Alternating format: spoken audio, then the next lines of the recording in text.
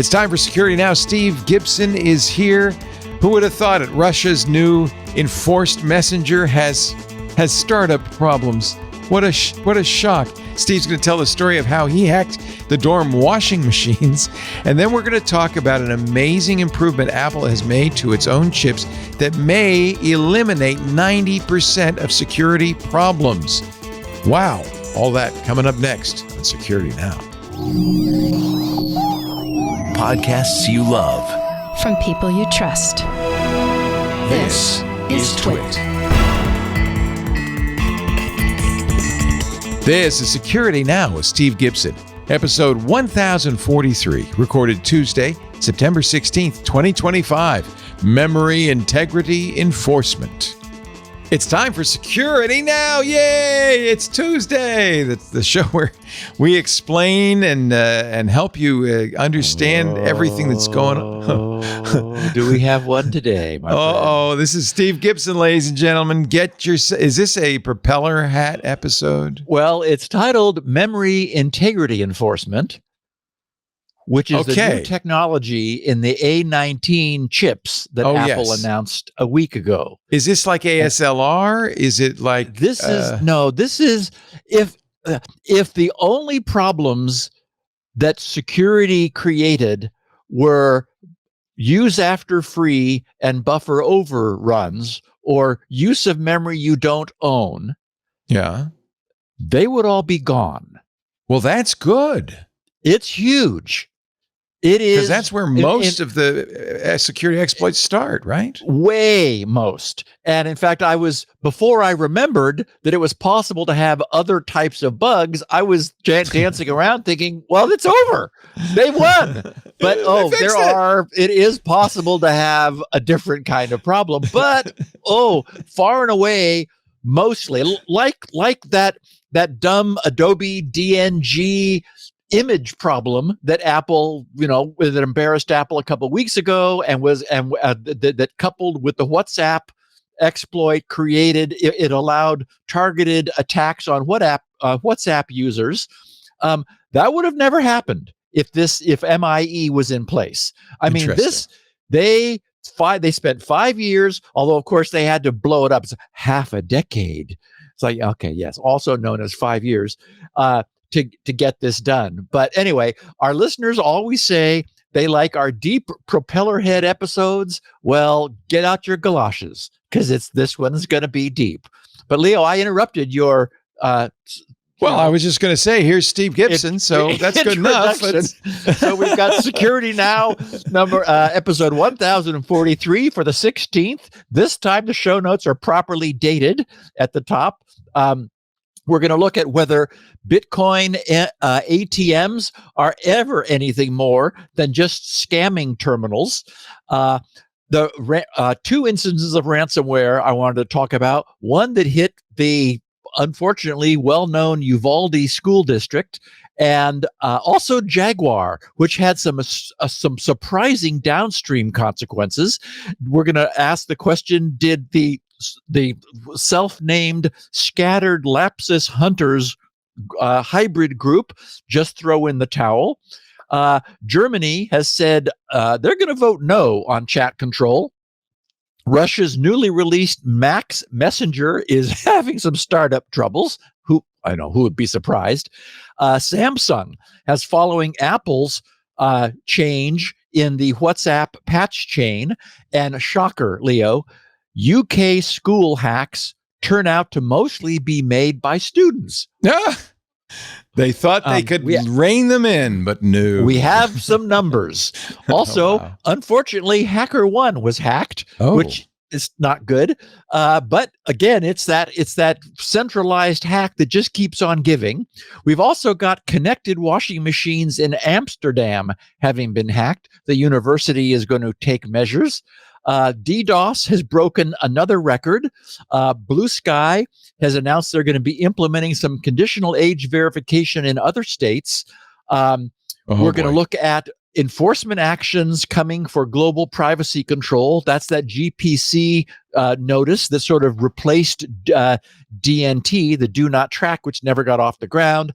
And we're going to ask the question, might Apple have finally beaten vulnerabilities? Actually, most vulnerabilities, but it's a huge win. So we're going to do That's a amazing. deep dive into what it is that they did, the history of this campaign, and what this is. This is new hardware introduced last week in the A19 chips, and as Apple put it, they I don't remember now the exact word. It wasn't astonishing. It wasn't.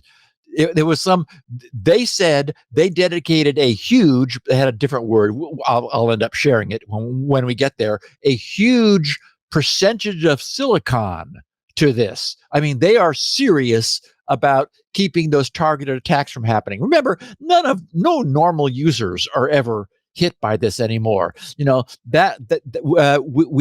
covered the news of that hobbyist who'd given up hacking Apple long time ago, but because it was no fun anymore. It got to the point where all the low hanging fruit was like up so high that you just couldn't reach. There is no low hanging fruit. Yeah. No. Well, anyway, the fruit is now way up there. Yeah, that's right. And costs millions of dollars to pluck. So, and of course, we've got a great picture of the week, which we'll get to after our first announcement. We will show you in moments. But first, my friends, a word from our sponsor. This show brought to you, and it's an appropriate sponsor if you care about privacy, brought to you by Delete Me. If you've ever wondered how much of your personal data is on the internet for anyone to see, you could do a search. I don't recommend it. It is not good. It's a lot more than you might imagine. Your name, your contact info, your social security number. Yes, Steve and I both found our social security numbers in that big breach some time ago. Your home address, even information about your family members. And here's the thing. It's not just on the internet. It's being compiled by data brokers. They're building a dossier on you right now and then selling it online to the highest bidder. Not just marketing, but law enforcement, foreign governments, anyone on the web can buy your private details. And you can imagine the consequences, not just identity theft and phishing attempts, but doxing, harassment. Well, now you can protect your privacy with Delete Me. Look, I live in public, and I know what that means. Is anybody who talks about what they think online means you got to think about your safety and security. But I would say I would go even farther. A lot of people think, well, I'm not that, so I'm okay. But if you, for instance, have a company and you've got managers who have information online, as just about everybody does, that can be used against your company. It happened to us. Our CEO was spoofed. They sent out a fake text message to her direct reports saying, I'm stuck in a meeting, but I need some Amazon gift cards right now. Please buy $500 worth. Use your TWIC credit card. We'll reimburse you and send it to this address. Now, fortunately, her direct reports are our employees. They're smart. They've heard these ads. They know what's going on. But what it did is it opened my eyes to the information that's online. Not just who our CEO is, what her cell phone number is, came from her number. What her direct reports are, what their cell phones are, and now in this age of AI, how to craft a message specifically targeted at them. And all of that because it's so easy to find personal information about people online. If you're a company, not just an individual, obviously we individuals, we want our privacy too, but if you're a company, you should really think about this as part of your company's security. That's why we use a twit. We use and recommend Delete Me. Delete Me. It's a subscription service. It removes your personal info from hundreds of data brokers. So here's how it works. You sign up. You give Delete Me the information you want deleted, as much or as little as you want. Now, of course, they treat that information securely, but they need to know what is it that you don't, your social, you don't want to see that online. And then their experts take it from there.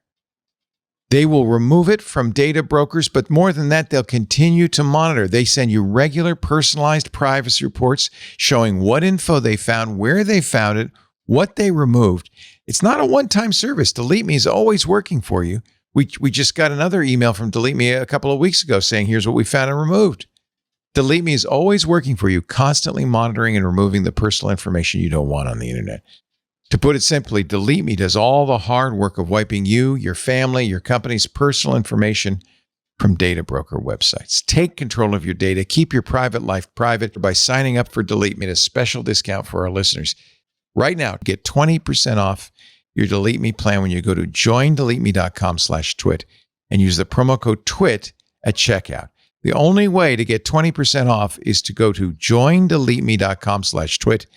Enter the code TWIT at checkout. That's joindeleteme.com/twit, offer code TWIT. There is another company at deleteme.com. That's not the one. You got to go to joindeleteme.com/twit. Please don't get that wrong. And of course, the offer code TWIT helps us, lets them know you saw it here, but it helps you by getting individuals 20% off. Joindeleteme.com/twit. We thank them so much for their support of Security Now. I think most Security Now listeners know how important privacy is.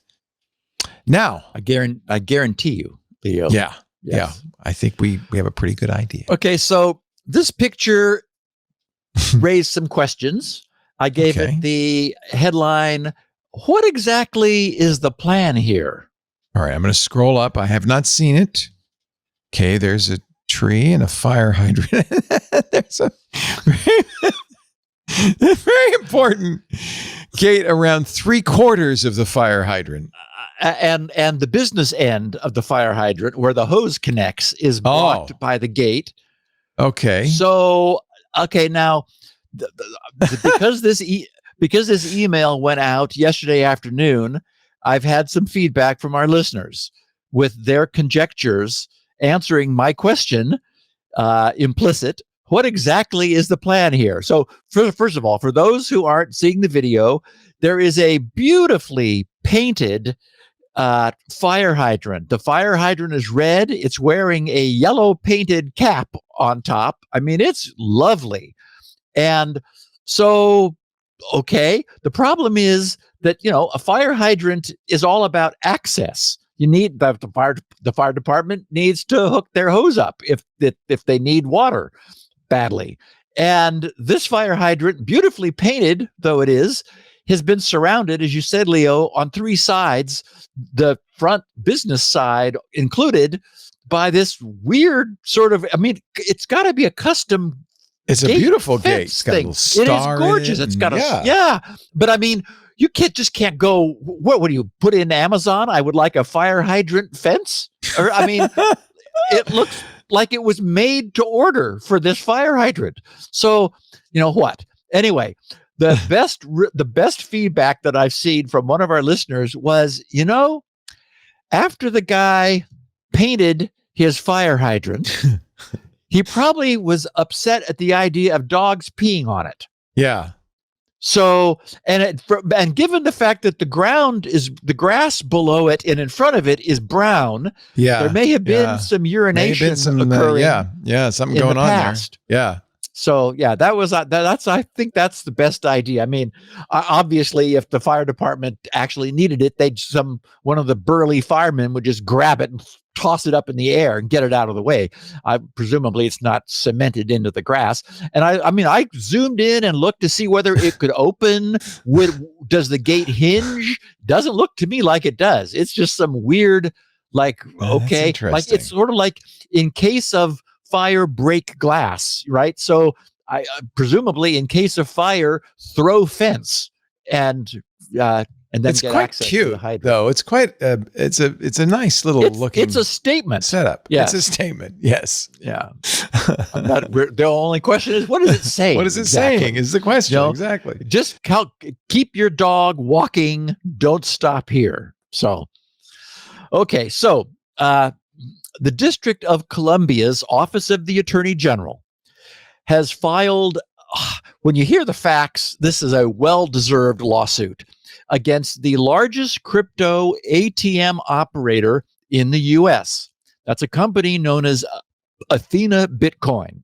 And we've talked about the problems, sort of endemic problems with crypto ATMs. Excuse me, I have the hiccups. This lawsuit alleges, with, again, ample evidence, as we'll see, that the company Athena Bitcoin knew its Bitcoin ATMs were being used to collect funds from victims of illegal scam operations. But rather than stopping the transfers, it instead charged large hidden fees, then refused to provide victims with refunds when they were due. So overall, the concept, theoretical, the idea of a Bitcoin ATM, of having one, I think is cool, right? It serves as a real world interface to a purely ephemeral digital currency. But we've learned that the number one enabling factor for ransomware was the emergence of cryptocurrency. One of the principal lessons to be learned broadly from the internet is that, sadly, anytime there's the freedom of anonymity, there will be abuse. So it should come as no surprise that scammers were quick to jump onto Bitcoin ATMs as the means for suckering the uninformed into all manner of online scams. We've previously touched on the problem of Bitcoin, of ATM abuse, as I said, and now this lawsuit gives us a window into how bad exactly it is.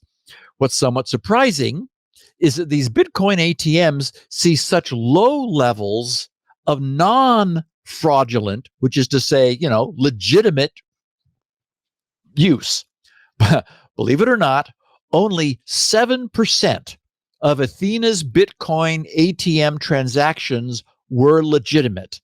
Officials say that 93% of all deposits made across the 7 Bitcoin ATMs, which Athena operates in Washington, D.C., were the result of scams. 93% is crap. Is like, someone sending you email saying that, your webcam was on and they saw you doing something that you don't want the world to know about. And unless you pay them, go to your local Bitcoin ATM and send some money, they're going to release this to the world. That kind of nonsense. So scammers would trick victims into going to an ATM to transfer funds into the scammer's Bitcoin account. So, okay, that's bad enough. But the DC Attorney General alleges, first, that Athena knew that allowing users to deposit funds into accounts they don't own would be abused for scams. They did nothing to stop the scams beyond displaying what was obviously an ineffective warning on the ATM screens, because nobody took the warning to heart. The Attorney General's name is Brian L. Schwab. He claims that Athena instead applied large fees instead of adequately warning people and making it clear that there was a high likelihood of them being scammed. They charged horrendous fees. The fees, which were not visible to the customers, thus hidden, reached up to 26% of the transaction amount, which is almost 100 times the fees practiced by Athena's competitors, which go from around 0.24% to as high as 3%, but not even approaching 26%. As a consequence, scammed individuals were victimized essentially twice, first by the scammers themselves, and then by Athena, that was riding along a 26% surcharge for the privilege of being scammed in the first place. So the median loss per victim, meaning that the number where as many paid more than as the number of people who paid more than as paid fewer than, that was $8,000, meaning that half of the people scammed paid more than $8,000 and the other half paid less. I don't know what the average amount was. The victim's median age was 71. So half of the people who were being scammed were older than 71. And they were the scammers were deliberately, specifically targeting the less technical elderly population in Washington, D.C. The Attorney General brought the lawsuit as a means of forcing Athena into compliance with anti-fraud measures and to secure financial restitution for its victims, as well as to pay financial penalties to the District of Columbia. He said, Athena knows that its machines are being used primarily by scammers, yet chooses to look the other way so it can continue to pocket sizable hidden transaction fees. Today, we're suing to get district residents their hard-earned money back and put a stop to this illegal predatory conduct before it harms anyone else. What do they? So do you think these elderly? By the way, we're both under 71, so we're okay. But do you think that these elderly people? What did they think? They were going to put cash in this machine and get a solid gold Bitcoin? What did they? I think they believed that they were going to get something, obviously, in return for giving more than $8,000. Like we know email comes in and you read it and it motivates you to take some action. So maybe they were thinking they were going to maybe pay a ransomware or something like that, right? Could have been paying a ransom. Maybe they believed that their bank was actually going to, foreclose on their home and just anything. Yeah, and it wasn't Athena doing this, but they knew there was a reason why people were spending all this money on Bitcoin. Well, and when the AG is able to look at the transaction history and follow the money trail, which Athena could just as easily do since they're the people running the ATM, and conclude that only 7%, like for example, what would 7% be? Etsy allows you to pay with Bitcoin to get the sofa that you want or something. I mean, so it was still a bad deal because of the fees. Right. On top of exactly.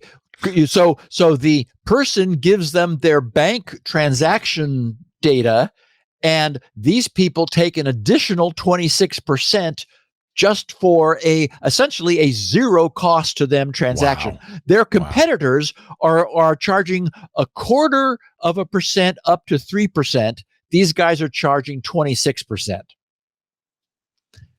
And they're the leading ATM in the country, which makes you wonder what they're doing everywhere else. What? Because this is just the Washington D.C. AG that is going after them. Yeah. So again, we have great technology, and it's good. The bad guys, the scammers, are going to find a way to abuse it. And in this case, half of the people that were victimized were older, were 71 years or older. So Leo, not long from now, get ready. Next year, Steve. That's right. For me.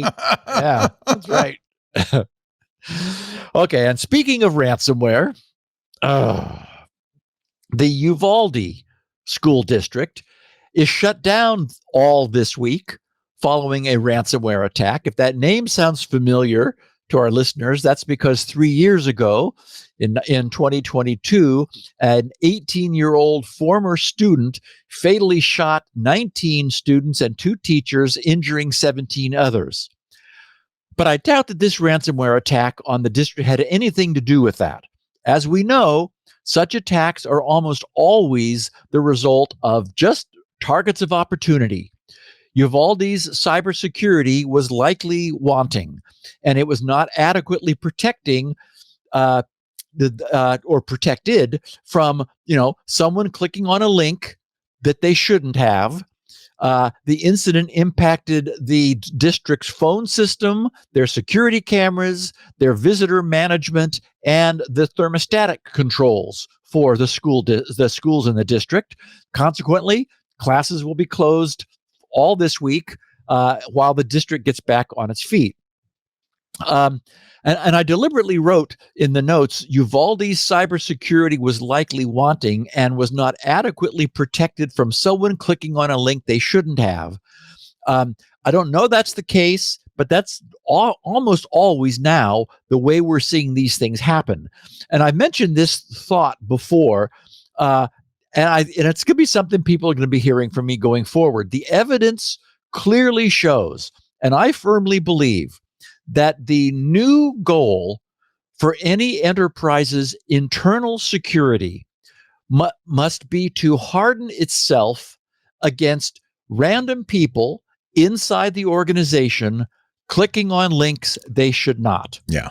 The threat's coming from inside the organization, yes, really. That is exactly right. Today's podcast topic is about the tremendous lengths Apple has been forced to go to harden their system against the inevitability of bugs in software. For a long time, the focus was on eliminating those bugs, but we've learned that's apparently never going to happen. So Apple has committed massive resources to being able to immediately terminate any process where misbehavior is detected to protect the phone's owner.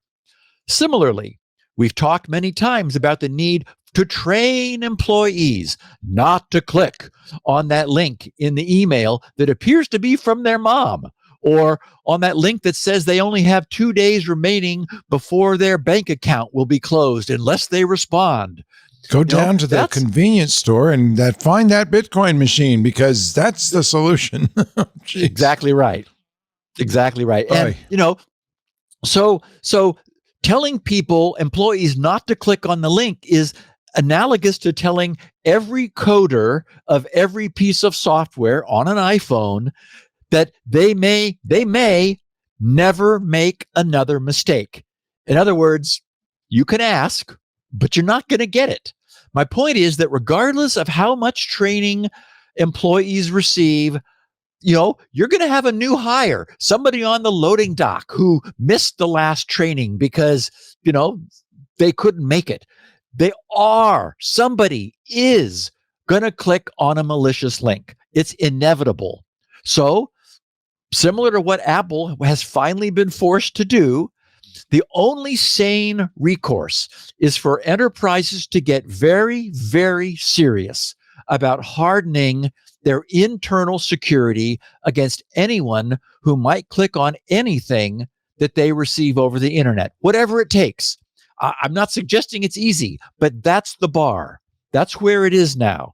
If that means implementing new VLAN network segmentation to give up the massive convenience of having everyone being able to participate as equal peers on the same network, then so be it.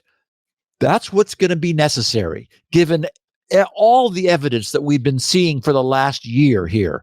All of these recent massive shiny hunter and Salesforce compromises are showing us, as you said, Leo, that the calls are now coming from inside the house. The bad guys have clearly located our Achilles heel, and it is us. So my message to our listeners who are in charge of such things is that if results are what matter, rather than feel good but ultimately failure-prone measures, it's no longer sufficient to rely upon, quote, adequate training, unquote, of every single last employee. There is no such thing as adequate training, and of course you have to include the bosses too, because they're just probably more prone. And they're arrogant. They don't need training. Where I'm the boss. I don't need that. Exactly. I can click any link I want. That's right. Anyway, we've tried that, right? We've tried the training. It didn't work. So the only thing that will work is seriously thinking about arranging to make clicking on malicious links safe. That is the next frontier for internal enterprise security. We need to figure out how to do that. Do you think that's doable? Again, yes, I would say it is, but I'm not a person, as a CISO inside of an enterprise who needs to figure out how Marge can print. Right. Marge needs a way to print, but Marge also needs her computer to, if the computer is malicious, that through no fault of hers, it can't hurt the enterprise, even though it has some privileges on the network, which Marge needs in order to do her job. So I know it's not easy, and it probably requires rethinking the boundaries of trust that exist. The easy way to establish an enterprise is just to hook everybody up. That's what Microsoft did when the internet happened. They put all Windows 95 machines on the internet. How'd that work? Yikes. There was no firewall, and I created shields up that greeted people by name when they came to my website because I was able to get the name of them and their computer. And it was a wake-up call. So we know that change is hard, but I think if CISOs continue to imagine that training is the solution, enterprises will continue to fall to ransomware and to data exfiltration and all the embarrassment that follows from that. The solution is recognize that the internal networks now need to be hardened against its own employees, not because they're malicious, but because the links they may click on could be. Wow. Yeah, I mean, it is a different scale, but that's where we are today. And so I just wanted to clearly throw the gauntlet down. I think any rational examination of the types of exploits and problems we've seen for the last year would cause anyone to reach that conclusion. It's, sorry, but training isn't going to cut it. People are, and again, the problem is it's that the challenge is so difficult because it's the weakest link process in security. Security has to be perfect. So every single person in an organization has to never even once click a bad link. One mistake is all it takes. And so the only way to protect against one mistake is to figure out how to create an internal organization of privilege such that a computer, an employee's computer that falls to malware, the damage it can do is minimal. If it allows a bad guy to get into it, they're frustrated. They can't do anything. And that is just not the case in today's enterprise. Houston, we have a problem. And speaking of clicking on a bad link, I wanted to touch on just one more recent ransomware attack because of its consequences, which were somewhat unique and interesting. More than 2 weeks ago, Jaguar Land Rover's automotive production lines were ground to a halt due to a ransomware attack. And today, all production remains halted. What? The company has said that it expects that at least 3 of its production lines may be able to resume operation later this week. Holy But here's the interesting bit. According to the BBC, several of Jaguar's smaller suppliers are now facing bankruptcy due to the prolonged production shortage by Jaguar. Oh. So talk about a supply chain attack. The loss to Jaguar themselves is estimated to end up being between 50 and 100 million pounds since the attack. But the ripple effects of the incident are revealing it to be perhaps one of the most significant, as in the worst, cyber attacks in Britain's history. It's expected to affect Britain's national economic growth stats. It's so bad. So, wow. I don't know what the deal is with Jaguar and their cybersecurity, why all of their production lines are down. Obviously, they weren't set up to be resilient from an attack, and an attack has, hit them hard. But interestingly enough, it's also hit their suppliers who are didn't have apparently any operating margin to fall back on when Jaguar stopped ordering things from them and stopped paying their bills. I'm sure if that what's happened is that Jaguar's accounting systems were taken out too. So they don't have any payables operation in place. They can't pay their suppliers because they don't know who owes them what. I mean, it's a mess. That's, yeah. Why would it Yeah. take 3 weeks to fix? Oh my God. Again, I have no visibility into their operations, but it doesn't look good. Okay, so it's impossible for us to know what's actually going on here, but that hybrid group that was calling itself, right, it's self-named the Scattered LapSus Hunters. Remember, that was composed of individuals from Shiny Hunters, Scattered Spider, and LapSus. Remember that they were the ones who threatened Google, saying that they had to terminate 2 of their threat intelligence group employees or else. Well, they posted a rambling goodbye note referring to their attack on Jaguar, by the way, and 4 moderate intrusions into Google. Now, I would normally I would share with our listeners a rambling goodbye note, but this one was so rambling, it didn't even clear that bar. I'm not going to bother because, I mean, this just was all over the place. And is so often the case with these sorts of things, we're almost certainly going to never know what really happened here. Why was it that after they threatened Google with like dire consequences, they suddenly say, okay, goodbye. Okay. Maybe Google did not take that lying down. And remember last week we were saying we hoped they would not.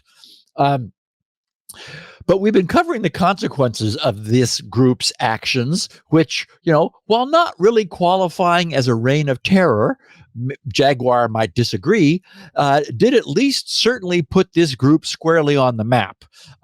It might just be that they ran dry of targets of opportunity, which they had previously acquired. Remember, they were the ones who were leveraging all of these attacks against Salesforce, or perhaps some counter cyber intelligence managed to penetrate their ranks to convince them to stand down. Whatever the case is, I wanted to keep our listeners current with the news that they had formally said goodbye. So we'll see what happens next. I have no idea what's going to happen, except, Leo, I do know one thing. We're going to take a pause for our next sponsor. Or as they say, station identification. Yes, indeed. Right. And our sponsor this week. Oh, wait a minute. Let me turn on my camera so you can hear me and see me talk about Vanta. This is the show where we like to talk about security solutions. And this is a security solution you might be interested in. Compliance, regulations, third-party risk, and customer security demands all growing and changing fast. Is your manual GRC program actually slowing you down? If you're thinking there must be something more efficient than spreadsheets and screenshots and all manual processes, you're right. GRC can be so much easier, all while strengthening your security posture and actually driving revenue for your business. Vanta's trust management platform automates key areas of your GRC program, including compliance, internal and third-party risk, and customer trust, and streamlines the way you gather and manage information. And the impact is real. A recent IDC analysis found that compliance teams using Vanta are 129% more productive. So you get more time and energy to focus on strengthening your security posture and scaling your business.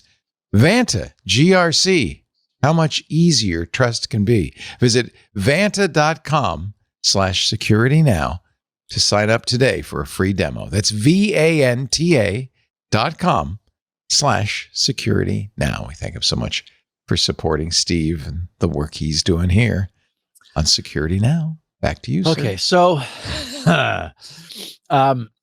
many of the governments within the European Union have by no means given up on legislation to obtain some sort of access or control of privately encrypted interpersonal messaging among its member citizens. But there is some disunion evidenced in news from last Wednesday posted by the German government, which indicated that they, Germany, will have none of that. Period. They wrote, September 10th, 2025, Berlin, from the Digital Affairs and State Modernization Committee.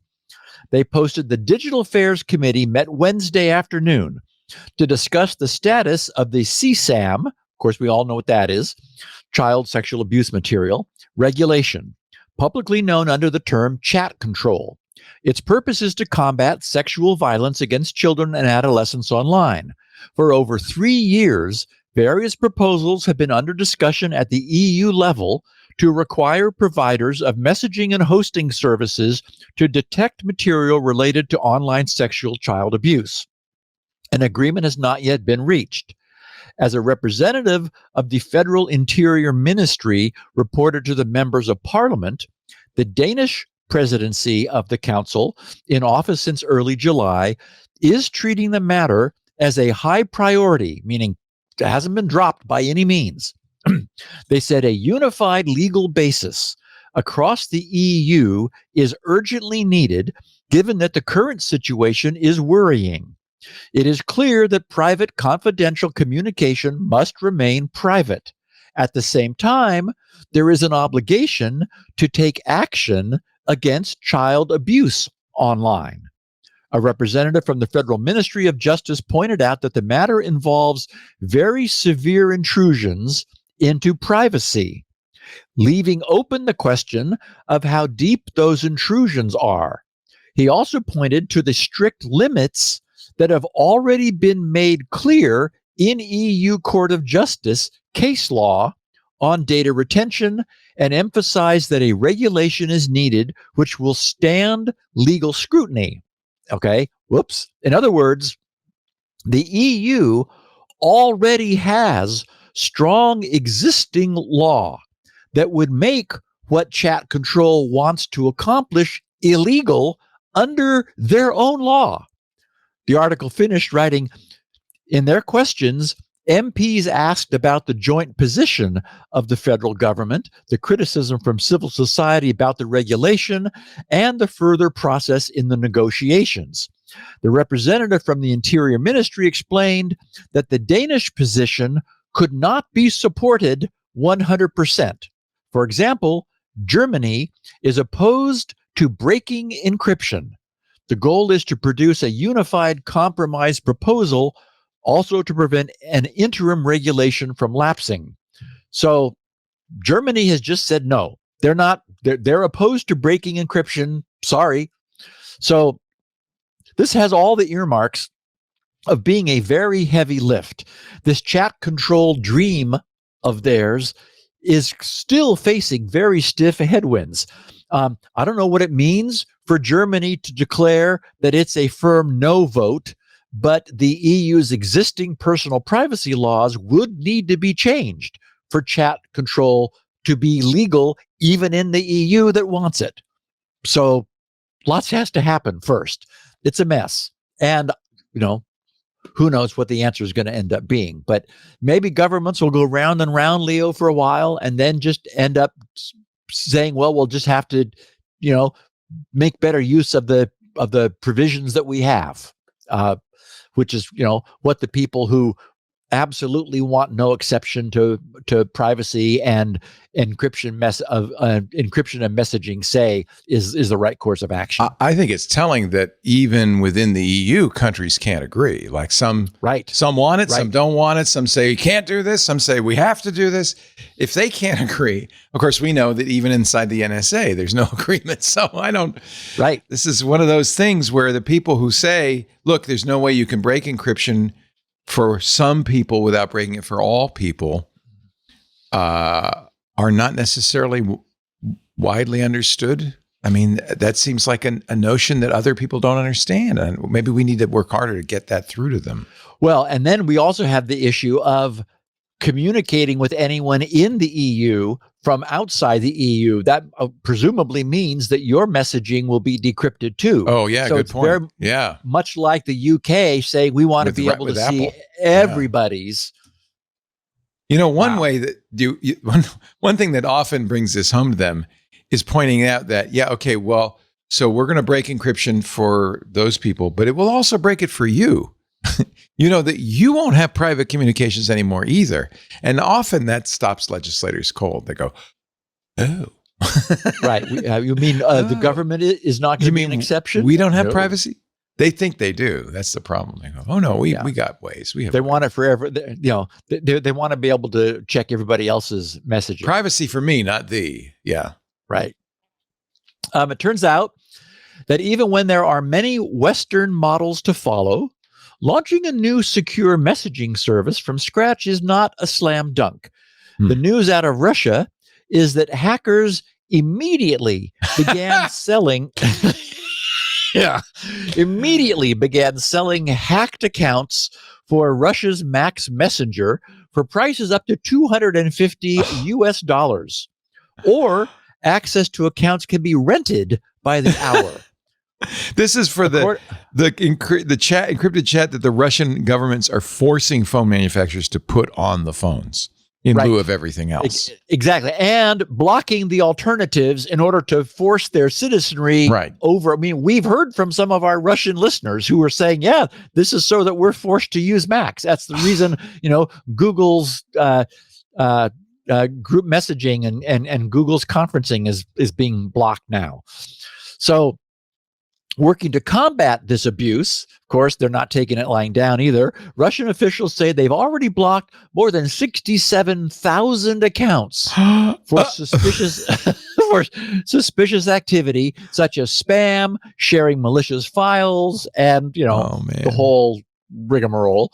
Looks like the Kremlin and our favorite agency, Roskomnadzor, are going to have their hands full.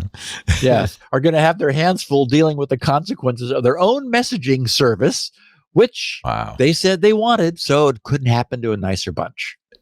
It's no surprise. As I said, even though they've got Western models to follow, still not an easy thing to do. Yeah. Samsung recently patched a 0-day, their own 0-day, 2025 21043, which they rated as critical.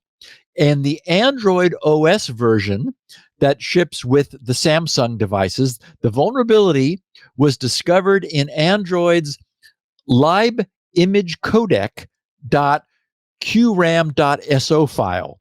Now, I didn't dig in to see whether it may have been similar to what Apple recently patched. That is, whether that was also having to do with decoding the Adobe DNG file format. But like the recently patched Apple vulnerability, this one also formed part of an exploit chain that targeted WhatsApp users.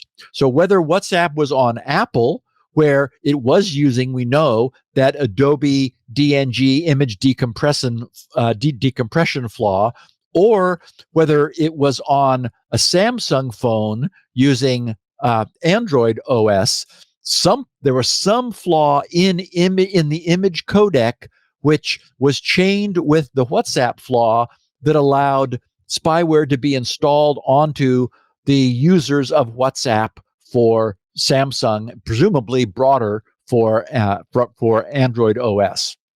So at least on the Apple side, we will see by the end of this podcast why that would not have worked if this was already in place, what they have now released with this new hardware. While I was assembling today's show notes, I was reminded that there's all the difference in the world between a casual mistake made by an employee who clicks on a malicious link they receive and an employee on the inside who wishes to maliciously attack their own employer. That's a higher bar than an oops, I clicked the wrong link. An article from the UK's privacy watchdog is what reminded me of this difference. They found and reported that UK students are increasingly behind the hacks of their own schools. Okay, insider hacks, right? Because they're, the student is on the school's network and is able to sneak around.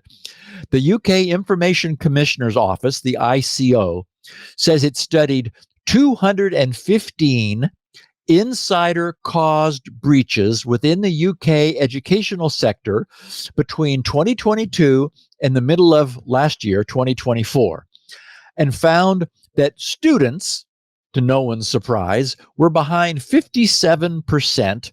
So not, by no means all, it wasn't 97%, but more than half, 57% of all intrusions. So certainly there are still external actors trying to get in.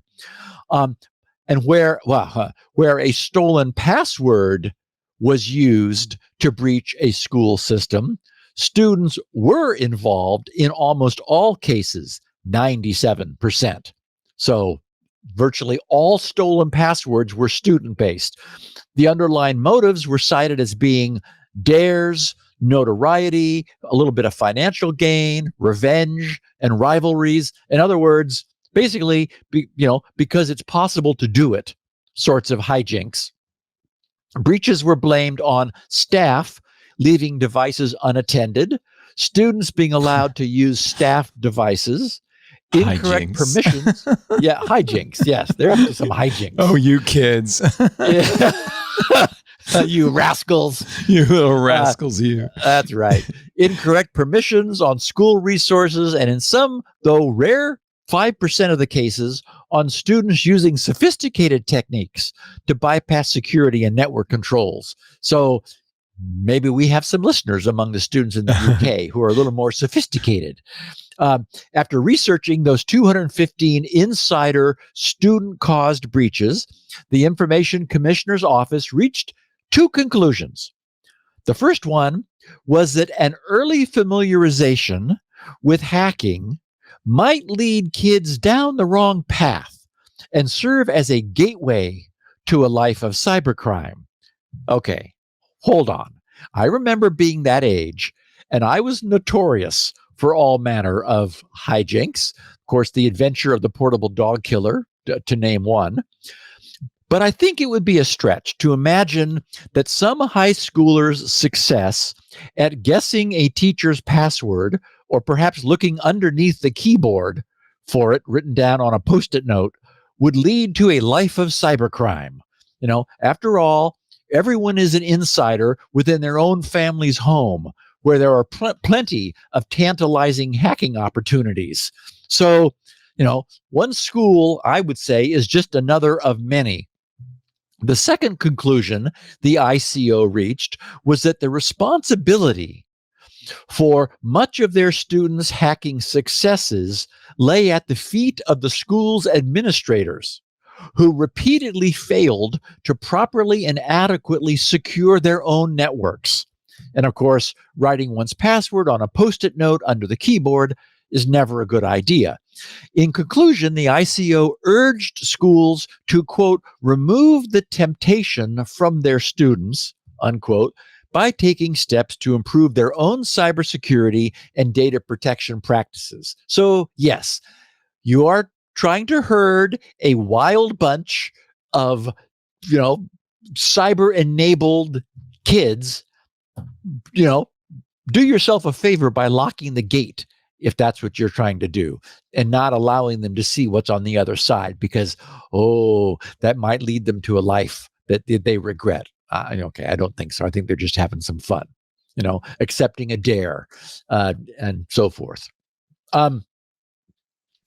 It's never a good sign when a security-aware bug bounty company such as HackerOne, one of the leading bug bounty companies, we've talked about them often, themselves get hacked.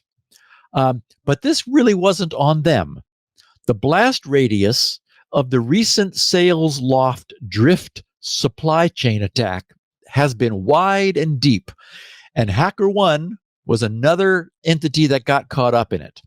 They first posted about this shortly after it happened, at the end of August 28th.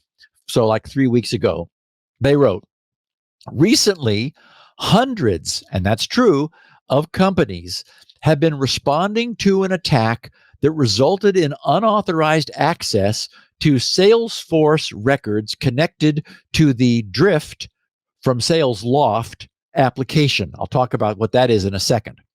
They said a situation detailed in reports from Mandiant and others. As part of our commitment, writes HackerOne, to transparency, trust, and our company's value of default to disclosure, we're writing to confirm that HackerOne is among the companies impacted by this incident. So, okay, they're trying to obscure themselves a little bit by being among the herd. And it's like, well, we're just one of hundreds. Okay.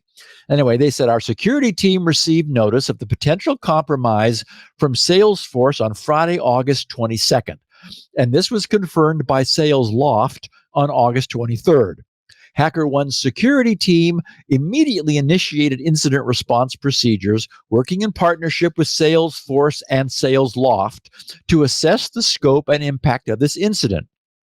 HackerOne's investigation is ongoing, but we can confirm that a subset of our records in our Salesforce instance was accessed via a compromise of the Drift application.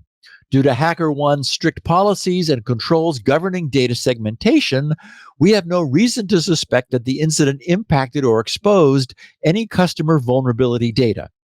We're continuing to conduct forensics on the records that were accessed and will communicate directly with any impacted customers as appropriate.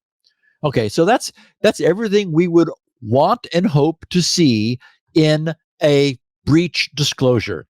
A straightforward reporting of the event with a promise to follow up when anything more is learned. And that follow-up was posted last Thursday, which is why it came back to my attention. Last Thursday, they wrote, HackerOne continues to investigate the recent Sales Loft Drift incident, and we are posting here to update you on the status of our investigation as well as provide additional information we're able to share at this time. Based on the information we have to date, a subset of HackerOne's Salesforce data was accessed via the Drift application on August 13th and August 18th. Both the dates and the indicators of compromise are consistent with what Sales Loft has reported, which can be found at trust.salesloft.com. And don't bother going looking because it's just marketing spiel. They said, we can confirm that all Sales Drift connectors are currently offline, and as a precaution, we have rotated all relevant API and service credentials. And I'm going to explain what this terminology here means in a second. Due to HackerOne's strict policies and controls governing data segmentation, we have no reason to suspect that the incident impacted or exposed any customer vulnerability data, nor have we found any indication of lateral movement. That's all good. We understand that you may still have questions about this incident, and we appreciate your patience as we continue our investigation. HackerOne has engaged a third-party forensics firm to ascertain what records were accessed, and we will communicate directly with impacted customers as appropriate. So basically, they're saying, yes, we were caught up in this. We've verified that our network was penetrated, but we have an architecture. Now, this is similar to what I was suggesting ought to be the standard going forward, where segmentation, network segmentation, where network segments, I was trying to find another word, but there it is. Segments are isolated from one another by purpose, so that unless it's actually necessary for some API or individual to have access to some specific set of data, there is no physical access. That's what prevents any damaging lateral movement. We're always now talking about lateral movement, how you get in somewhere and then you move laterally in a network to some other location, and then from there you're able to get access you didn't have from where you began.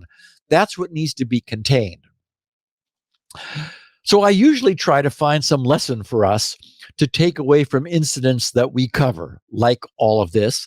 The problem is today's modern model of outsourcing services and interconnecting separate enterprises, automated systems with persistent authentication, which is what happened here, it inherently brings a risk, which we are and have been seeing play out. One of the recent trends I'm sure everyone listening to this podcast has encountered is the increasing, at least for me, annoying use of automated conversational AI chat windows that increasingly appear typically in the lower right corner of a website. I have yet to find engaging with one of those annoyances to be fruitful. If you've encountered one of those, it may have been courtesy of SalesLoft Drift, since that's what their technology does. That's been the root cause of all of this pain. SalesLoft Drift describes themselves as, quote, a conversational AI chat lead qualification component of the SalesLoft platform. It's built on or integrates the Drift chat AI agent that engages website visitors in real time, qualifies leads, routes them to the sales team via workflows like Rhythm, and helps convert them into pipeline, unquote. Okay, I don't want to be converted into pipeline, whatever the heck that means. All I want to know is whatever happened to that end table that we ordered. But that information is not available through the chatty chatbot. In order to integrate with its client enterprise customers, this SalesLoft Drift AI chat thing needs to have access into its customers' networks. Consequently, when SalesLoft Drift is hacked, all of its many customers' networks then suffer their own respective breaches as the hackers of the company to which they have outsourced this service obtain the credentials that allow access into every one of those enterprises' internal networks. It's an inherently unstable solution with an astonishing blast radius. But, you get to annoy every one of your visitors by asking them unprompted what they need and whether there's anything they want to ask, while not ever being able to provide any answers. This today is what we call progress, Leo. That's customer service, baby.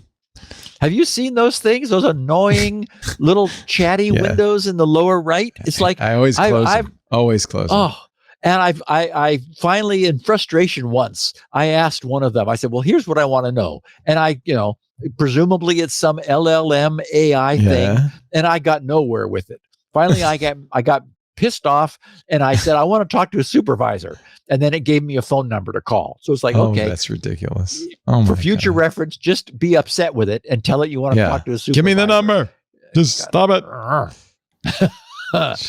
Okay, so it was a little over a year ago in episode 975, it was May of 2024, that we last talked about students hacking their university-provided washing machines. You'll remember that, Leo, to obtain free laundry services.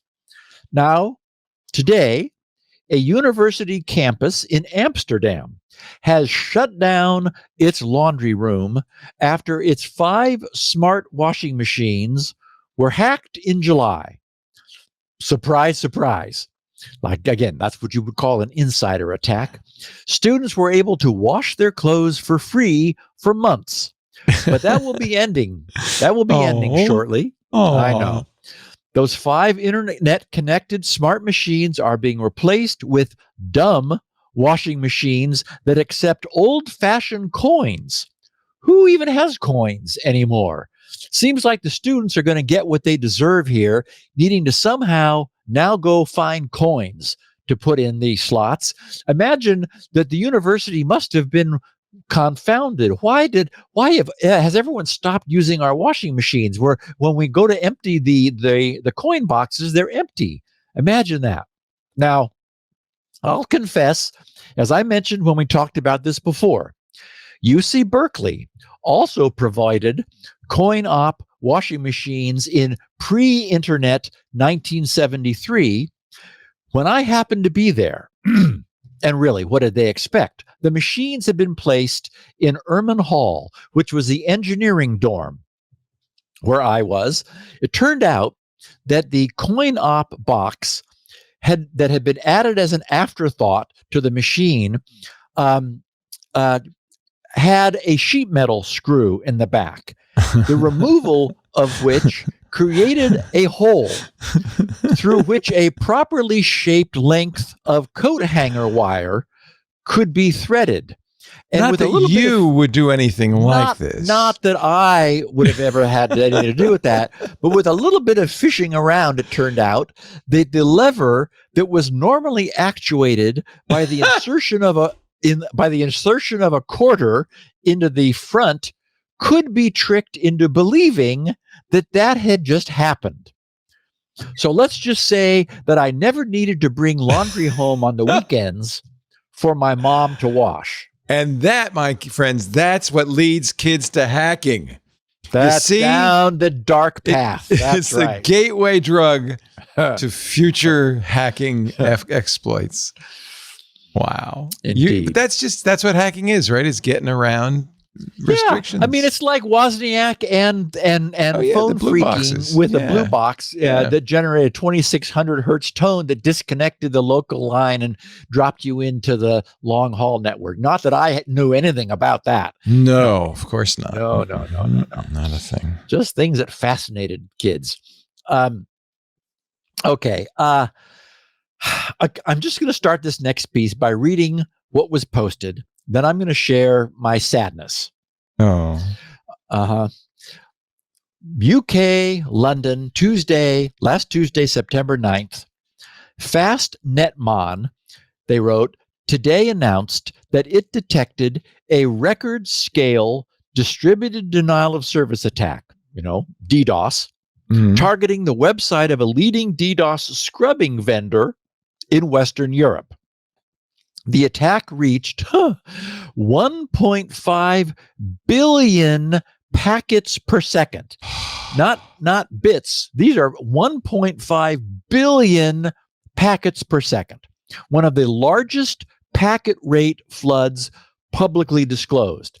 Now, I'll just pause to say that, remember, we talked about the challenges that flooding attacks present. One is bandwidth, just the wires are unable to carry the amount of bandwidth that's being generated. So packets overflow the incoming buffers of the routers and are being dropped. And as a consequence of that, valid data the valid packets have a very low probability of making it through the buffer into the router. As a consequence, the valid service is denied. The other problem is that every packet that does get into a router needs to be examined for its destination. The routing table then used to look up which interface that packet should be sent out of. In other words, there is a per packet routing overhead separate from just the raw bandwidth overhead. So when you're generating 1.5 billion packets per second, and they are all focused down onto some poor little IP address somewhere, what happens is all the routers that everywhere on the globe are dealing with all of those packets. And as they are routed closer and closer to their destination through multiple router hops, the overall rate of packets skyrockets to the point where even if the bandwidth weren't being flooded, the number of packets that needed to be examined per second, no router could possibly handle. So this attack, 1.5 billion packets per second, as they wrote, one of the largest packet rate floods publicly disclosed. The malicious traffic, they said, was primarily a UDP flood launched from compromised customer premise equipment. In other words, CPE is the abbreviation, IoT devices and routers across, get this, more than 11,000 unique networks, not devices, 11,000 networks worldwide. The disclosure, they said, comes only days after Cloudflare reported mitigating an 11.5 terabit per second DDoS attack. 11.5 terabits, trillion bits per second, showing, they said, how attackers are pushing both packet and bandwidth volumes to unprecedented levels. I mean, really, it's just crazy. Pavel Odensov, founder of FastNetMon, said, quote, "This event is part of a dangerous trend when tens of thousands of customer premise equipment devices can be hijacked and used in coordinated packet floods of this magnitude. The risks for network operators grows exponentially. The industry must act to implement detection logic at the ISP level to stop outgoing attacks before they scale."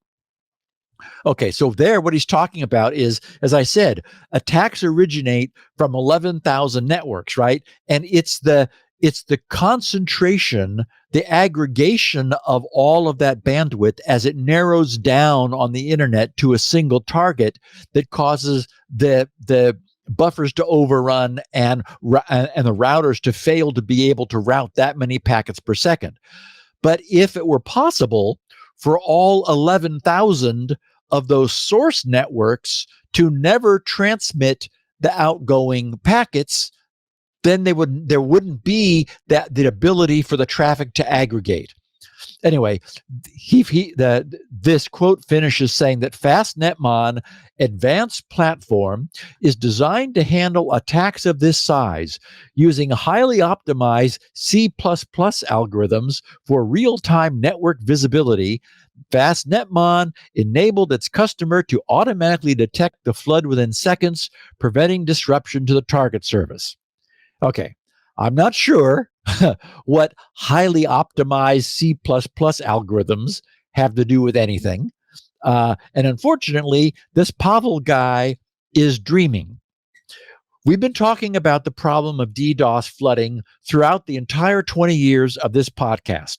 And during that time, while attacks have grown astronomically in scale, they have also become less possible to prevent. Back in the early days, spoofing source IP addresses was the order of the day. We argued at the time, correctly, that no ISP should emit any packets from their networks that contained a fraudulent source IP.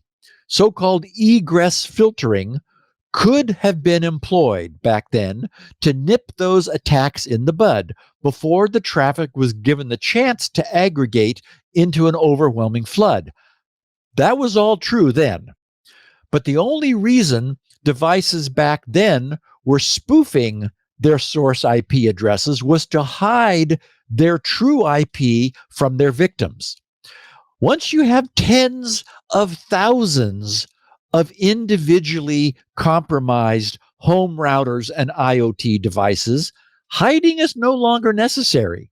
Who cares if the identity of some of these devices, or all of them for that matter, is known? They're scattered across the globe in faraway countries behind ISPs that will never pick up the phone. As a consequence, source IP spoofing as a requirement for packet and bandwidth flooding is far less important today than it once was. There's no way for an ISP now to know that any given outbound traffic is fraudulent because it carries valid source IP addresses.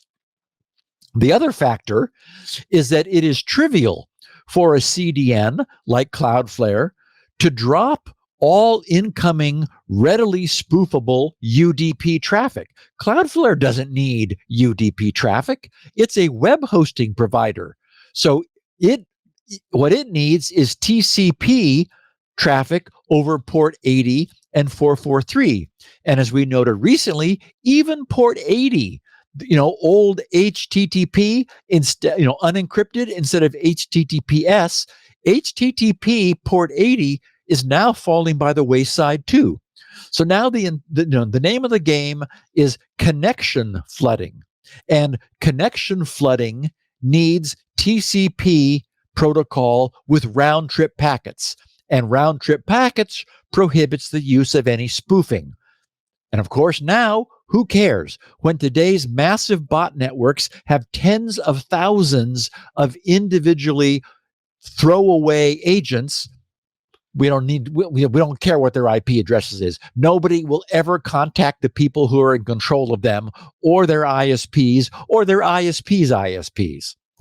One of the earliest things we talked about on this podcast during our How the Internet Works series was the brilliant, genius invention of the idea of opportunistic packet routing by completely dropping the idea, just forgetting about it, that every communication packet needed to get through the network with 100% reliability. The brilliant designers of the internet invented an incredibly elegant solution for the ages. There's just one problem with it. To this day, and probably forevermore, that incredibly elegant system is utterly and completely vulnerable to packet generation abuse. And there is no way to fix it. None. This astonishing global network, which we have, is there. It's in place so that anyone, anywhere can send a packet to anyone else, anywhere else. Unfortunately, there is nothing to prevent bad guys with thousands of remotely scattered devices under their control, all sending as much packet traffic as they can to anyone they choose. The result of this is that frequently targeted companies are choosing to hide behind the growing number of companies who are able to provide comprehensive DDoS protection thanks to having many points of internet presence themselves, their own massive network bandwidth, which is able to absorb these attacks, and the automation in place to block incoming attack traffic once it's been identified. It's not an ideal solution, but I suppose it's the price we pay for a system that otherwise works so incredibly well. And Leo, you know the other system that works incredibly well? You mean the system where we do ads to pay for all of this and you drink more and I coffee? Get to have that some system? coffee. I like that system. That's the one. We're going to take a little break. We'll have more of security now in just a moment. We're talking about how can you solve the problem? Obviously training's not enough of employees having, unlimited access to everything on the network. Well, there is a solution out there. It's called Zero Trust. This episode of Security Now brought to you by ThreatLocker. You know ransomware is harming businesses and schools and, everybody worldwide.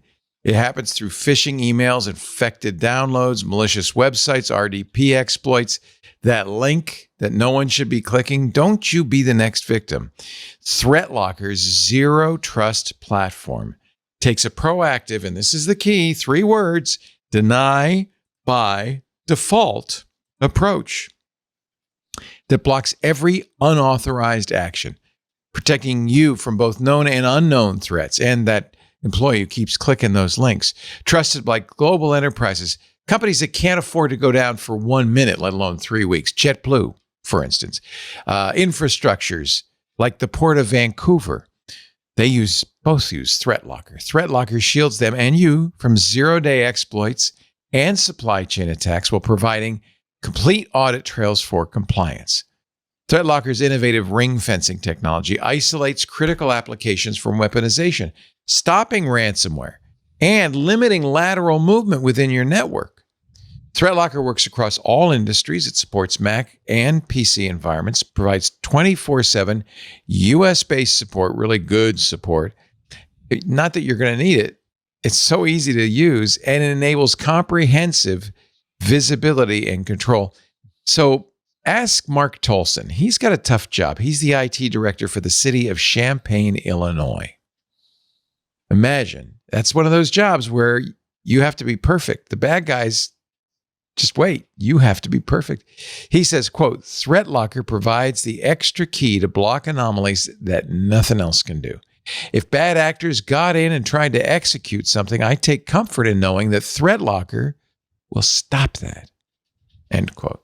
Stop worrying about cyber threats. Get unprecedented protection quickly, easily, and cost-effectively with ThreatLocker. Visit threatlocker.com/twit to get a free 30-day trial and learn more about how ThreatLocker can help mitigate unknown threats and ensure compliance at the same time. That's threatlocker.com/twit. Thank them so much for their support of Security Now. The good work Steve's doing here. All right, on we go. Okay, so Bluesky is going to implement conditional age verification for South Dakota and Wyoming. As age verification requirements continue to evolve, we got an update last Wednesday from Bluesky. Recall that the last time we talked about them, they were going and did go completely dark in Mississippi due to Mississippi's all or nothing age verification law. After the first two paragraphs of Bluesky's posting, which didn't really say anything, it was just, marketing spiel, they said, in the UK, we complied with a new law that requires platforms to restrict children from accessing adult content. In Mississippi, the law requires us to restrict access to the site for every unverified user. That's the difference. They said to implement this change, we would have had to invest substantial resources in a solution that we believe limits free speech and disproportionately harms smaller platforms. We chose not to offer our service there at this time while legal challenges continue, right? Like, why invest in this if the law is going to get changed or overthrown? They said South Dakota and Wyoming have also passed online safety laws that impose requirements on services like ours. These are very similar to the requirements of the UK Online Safety Act. So as we did in the UK, we'll enable kids web services, which they abbreviate KWS, age verification solution for users in these states. Through KWS, Bluesky users in South Dakota and Wyoming can choose from multiple methods to verify their age. But the important part is you don't have to unless you're trying to access adult content. So all users can still remain anonymous unless they are trying to access age-restricted content. That's what Mississippi did not do. They said, we believe this approach currently strikes the right balance. Bluesky will remain available to users in these states, and we will not need to restrict the app for everyone. We're committed to keeping our community informed as we navigate these new regulations. As more states and countries adopt similar requirements, we'll update this blog post accordingly. So, again, just to be clear, the difference between Mississippi, South Dakota, and Wyoming is that the more sane laws passed in South Dakota and Wyoming only require age verification before their citizens are allowed to access adult content, as opposed to all social media content. That's what's similar to what the UK has done. Following that tragic Mississippi suicide of the young man who was catfished on Instagram, the state of Mississippi has effectively declared war on all social media, regardless of its content. While First Amendment lawsuits are flying, Bluesky decided to just back out of Mississippi until the dust settles. What would be good is if Mississippi were to align themselves with South Dakota and Wyoming and just say, okay, it's just the adult content.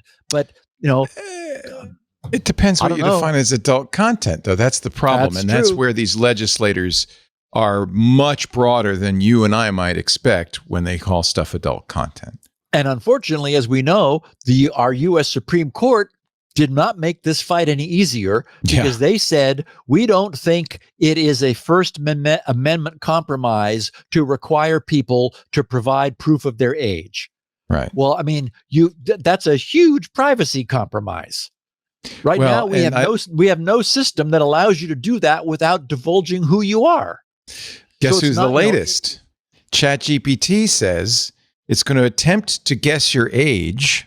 Oh my God. And if it can't guess that you're over 18, it's going to ask for verification. Wow. This in the way of lawsuits after teen harm, self-harm stories, blaming a ChatGPT. They're going to create a ChatGPT for kids. So if it thinks you're under 18, it's going to shift you over to that. And if it's not sure, it's going to say, okay, you need to give me some ID. And that's, again, hugely problematic. I asked ChatGPT, it says, well, I know you're 68. You told me. But it believed it. And that's the point, is it assigned me an age based on what I had told it in a prompt. So this seems like this might be easy to get. And I'm sure it knows who I am. It knows me, my email address. Right. It knows my account. It can go check. I'm all over the internet, so it knows what my birthday was. It doesn't have to guess that. Right. The big problem. I mean, for example, I'm a big ChatGPT user. I don't have a problem, disclosing who I am to ChatGPT. The dicey thing are, for example, porn sites where people are going to be very self-conscious about, de-anonymizing themselves there. And that's where in fact, we're about to talk about that because the UK is really going overboard here. This next story I have, speaking of the UK, they're on the warpath following their July 25th passage of the new age check requirements. And that's what we were talking about on the Online Safety Act, which talks specifically about adult content. Only a week after its passage, they announced that they had launched investigations into the compliance of 4 companies which collectively run 34 pornography websites to verify that they were now using, quote, highly effective age assurance, unquote, to prevent children from accessing that content. At the time, they said that these 34 new cases added to Ofcom's, that's the office in the UK that does this, to Ofcom's 11 investigations that were already in progress into 4chan, an online suicide forum, 7 file sharing services, and another pair of porn publishers.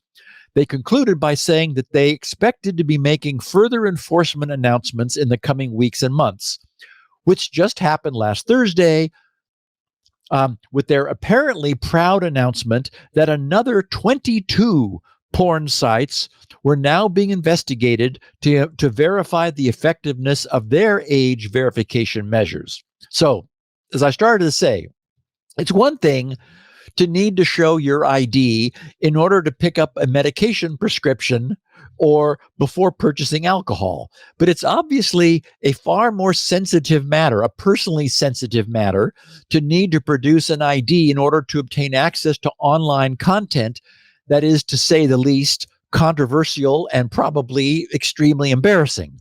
So it's hardly any surprise to learn that the traffic of the websites that are requiring such proof of age has dropped precipitously and significantly.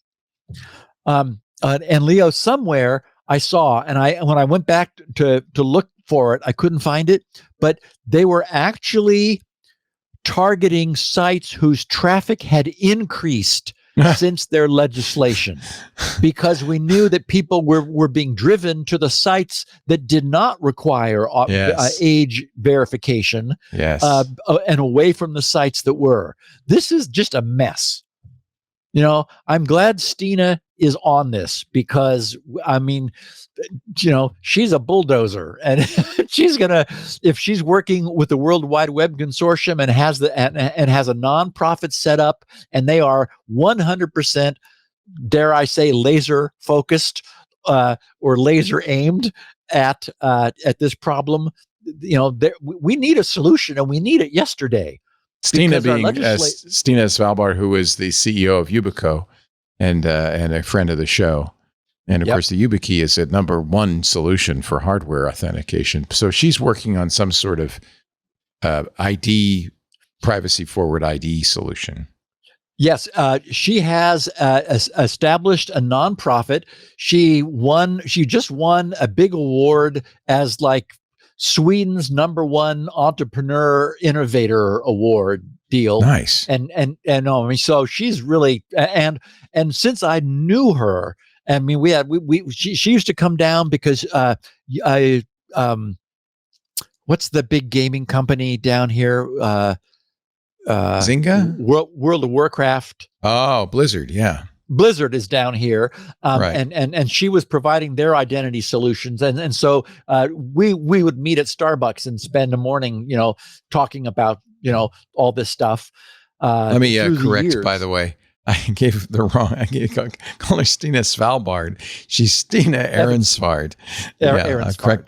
Correct that. Yeah, Svalbard is the city close to the Arctic Circle. Oh. It's a different place entirely. Yeah. Anyway, so this has been a thing for her, and a few months ago, I sent a note just saying, Stina, I hope somebody is like looking at age verification, because we need a privacy forward age verification system where all it does is it challenges you for an "are you at least this old?" and you just get a go no go reply from a system that cannot be spoofed, that is biometrically locked, that provides the things we need, so that anyway. So she says, yes, I have a nonprofit that's doing that right now. Good. That's exciting. Yeah, it is. I will see with interest. We'll talk to her when it comes out. Okay, we've talked about GPC, the global privacy control, which, as we know, it's just talk about no go. It's a signal reminiscent of its predecessor, DNT, do not track.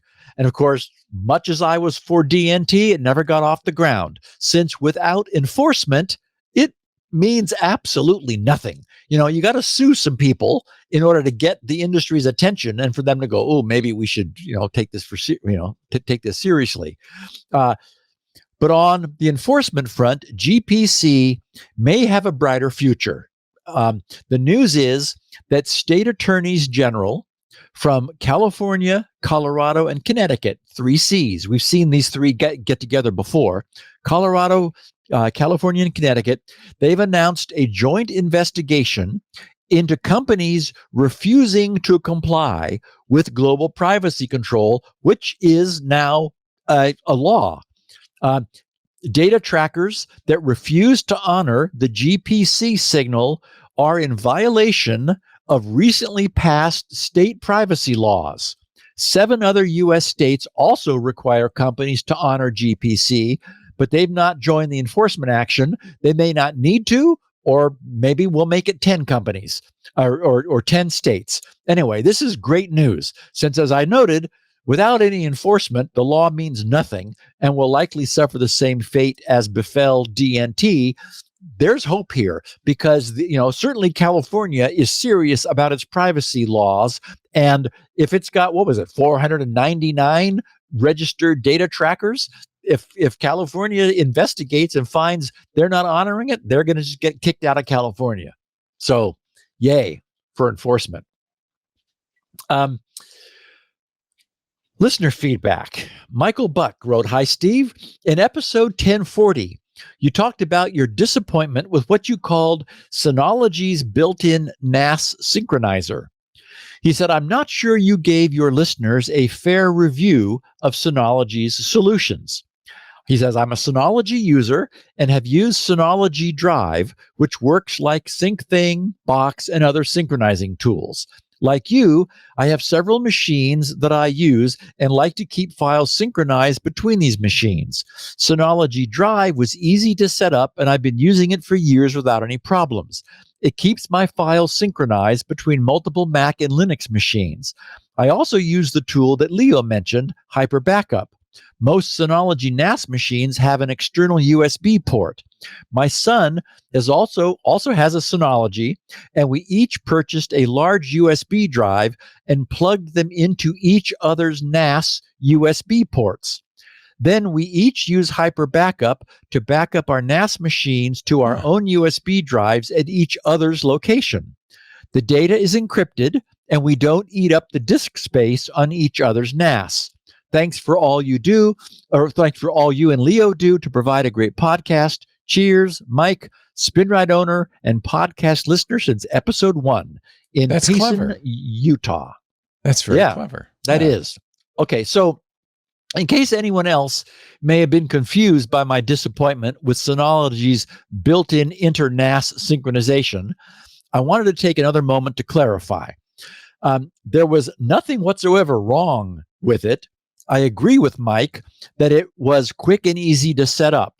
And I have a strong bias toward what we would refer to living off the land solutions, meaning that if Synology provides a means of keeping 2 of their NASs synchronized, I would be strongly inclined to assume that they know best how to do it. And again, it worked. I would have never been unhappy with it or aware that the system, at least for me, was operating in what appeared to be a far from optimal way, unless I had been watching the Synology drive's massive, apparent, full resynchronization using SoftPerfect's wonderful free Networks utility, which I've spoken of before. I have that utility, Networks, configured to continually display the SNMP counters on my router's interface.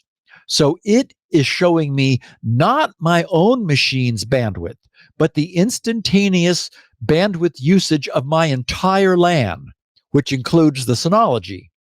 What I witnessed, to my extreme chagrin on many occasions, was my network's bandwidth being pinned for a very long period of time after only updating a few files on my NAS.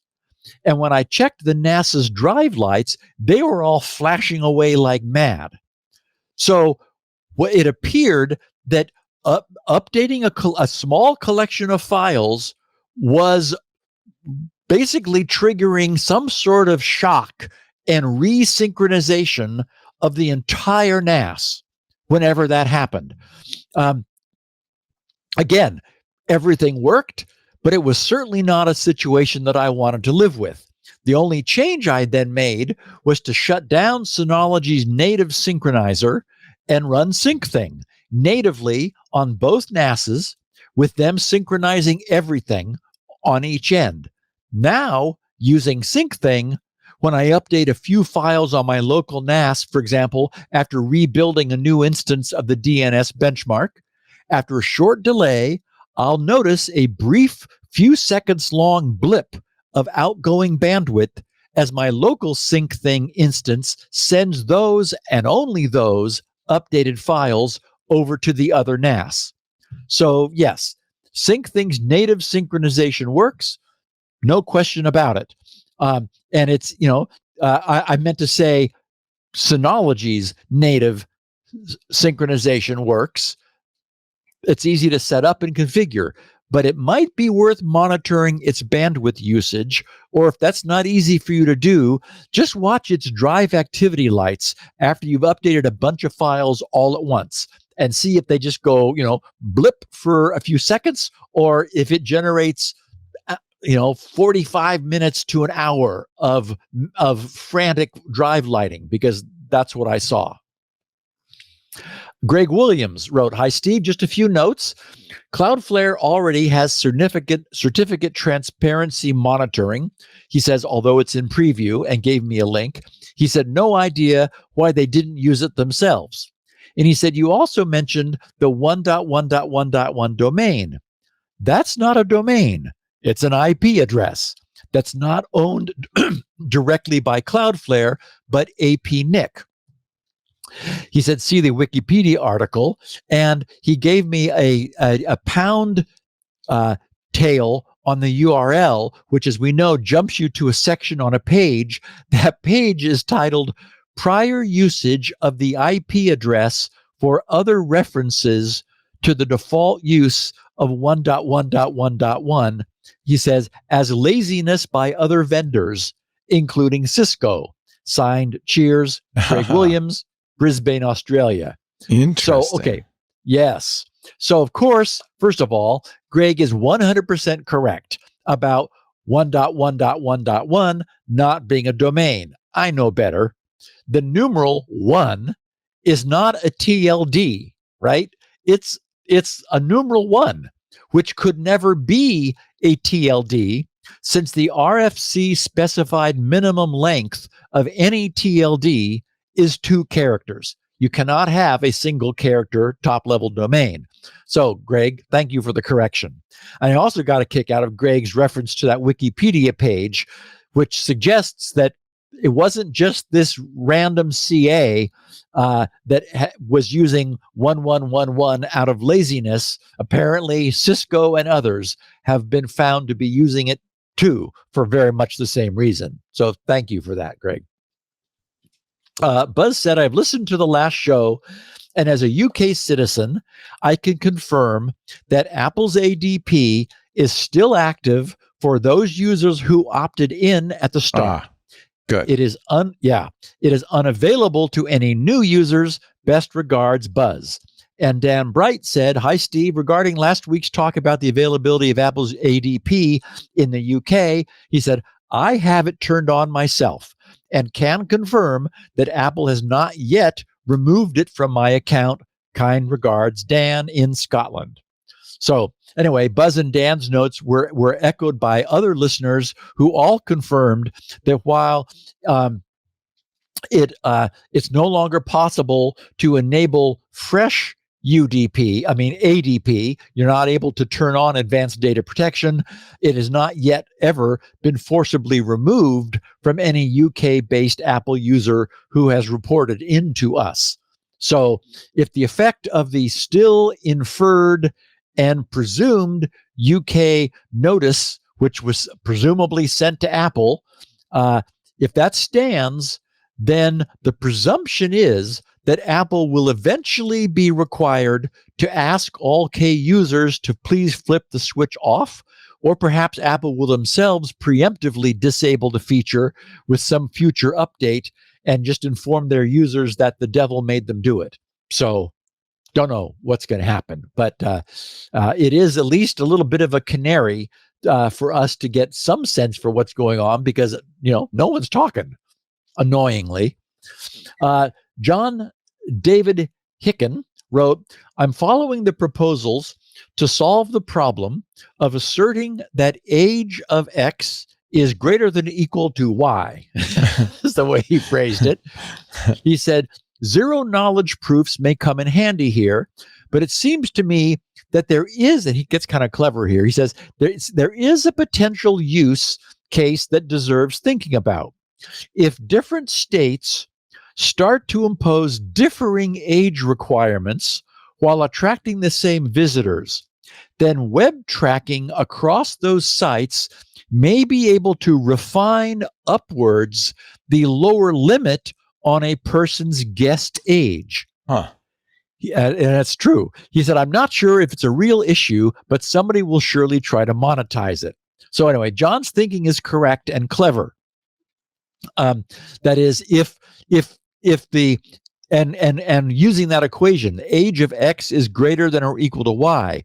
Well, if the Y changes as you move from state to state, and you continue making that assertion, and you were to follow that person as they roamed from state to state and watched whether that assertion was true or not, you would end up being able to find you would be able to elevate up to equality potentially where X was equal to Y.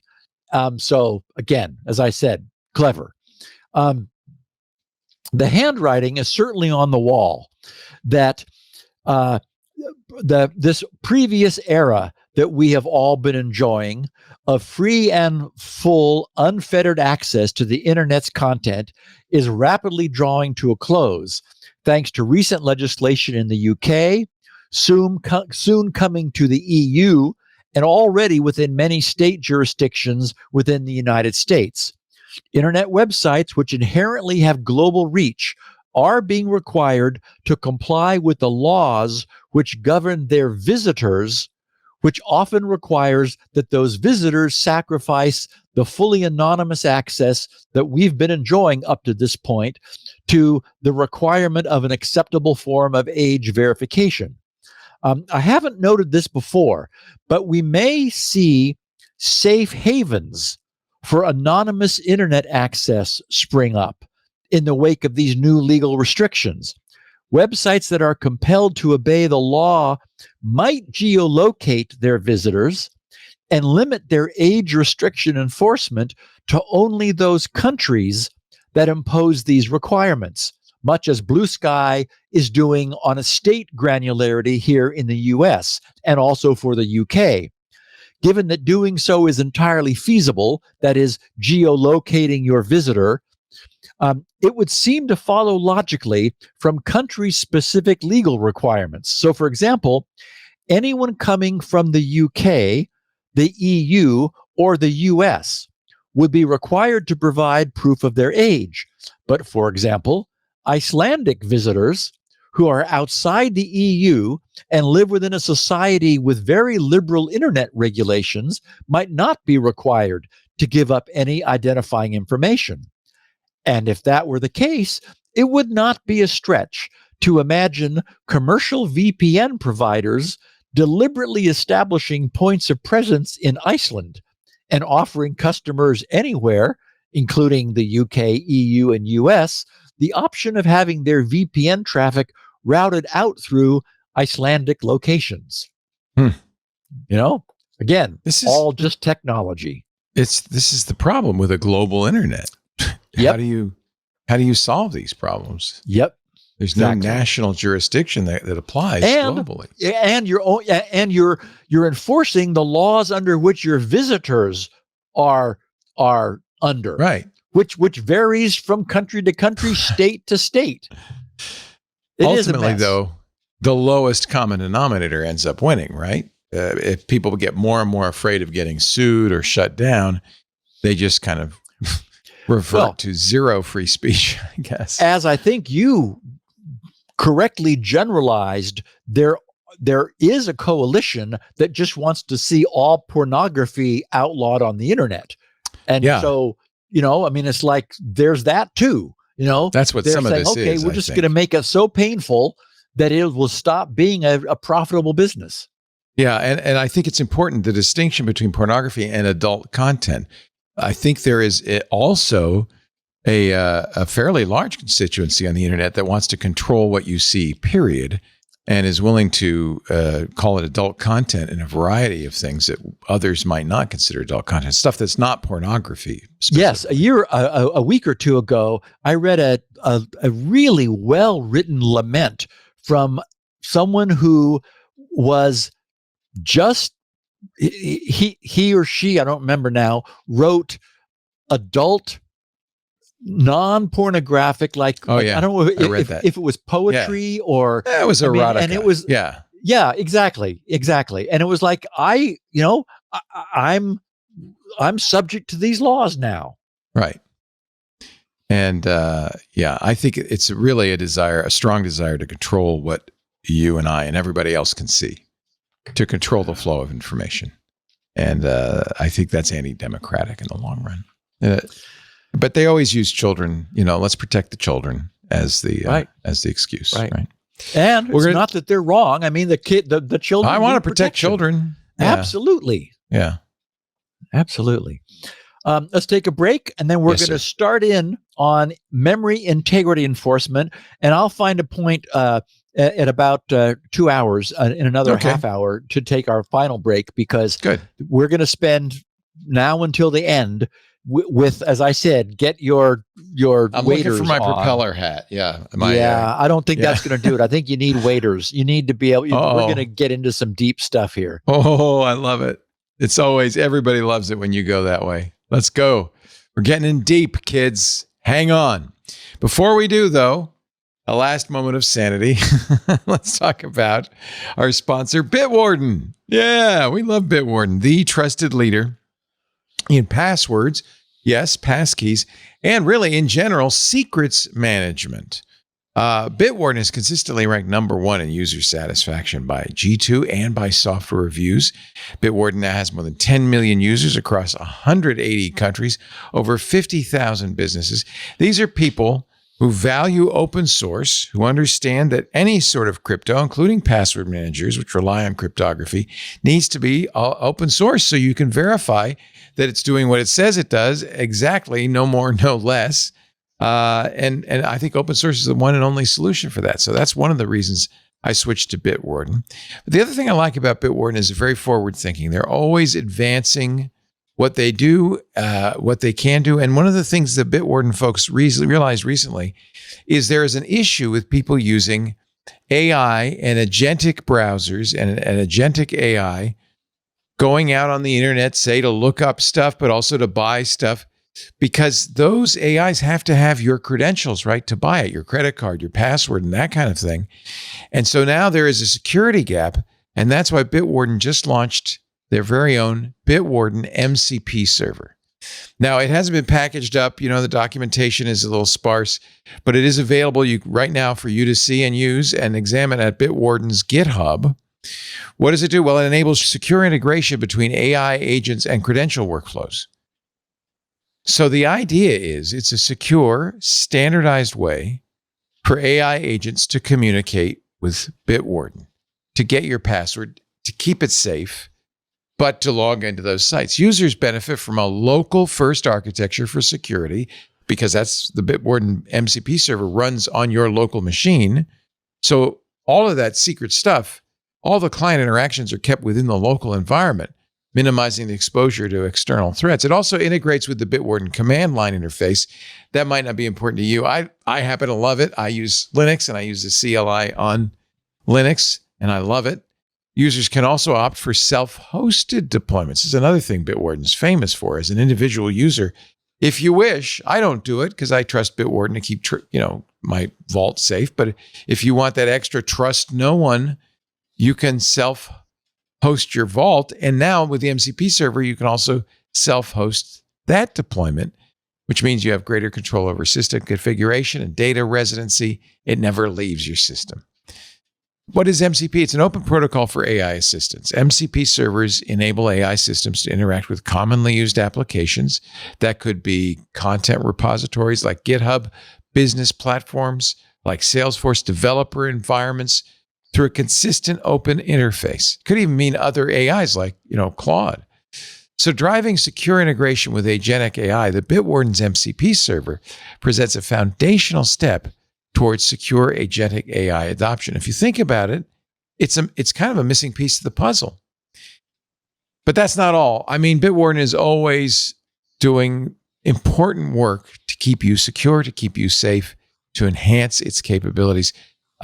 New report just came out from Infotech's research group titled Streamline Security and Protect Your Organization. This report highlights how enterprises in the Forbes Global 2000 are turning to, yes, Bitwarden, to secure identity and access at scale. The report emphasizes the situation we're in now, which is growing security complexity because you've got globally distributed teams, you've got fragmented infrastructure, you've got credentials dispersed, across teams, contractors, devices.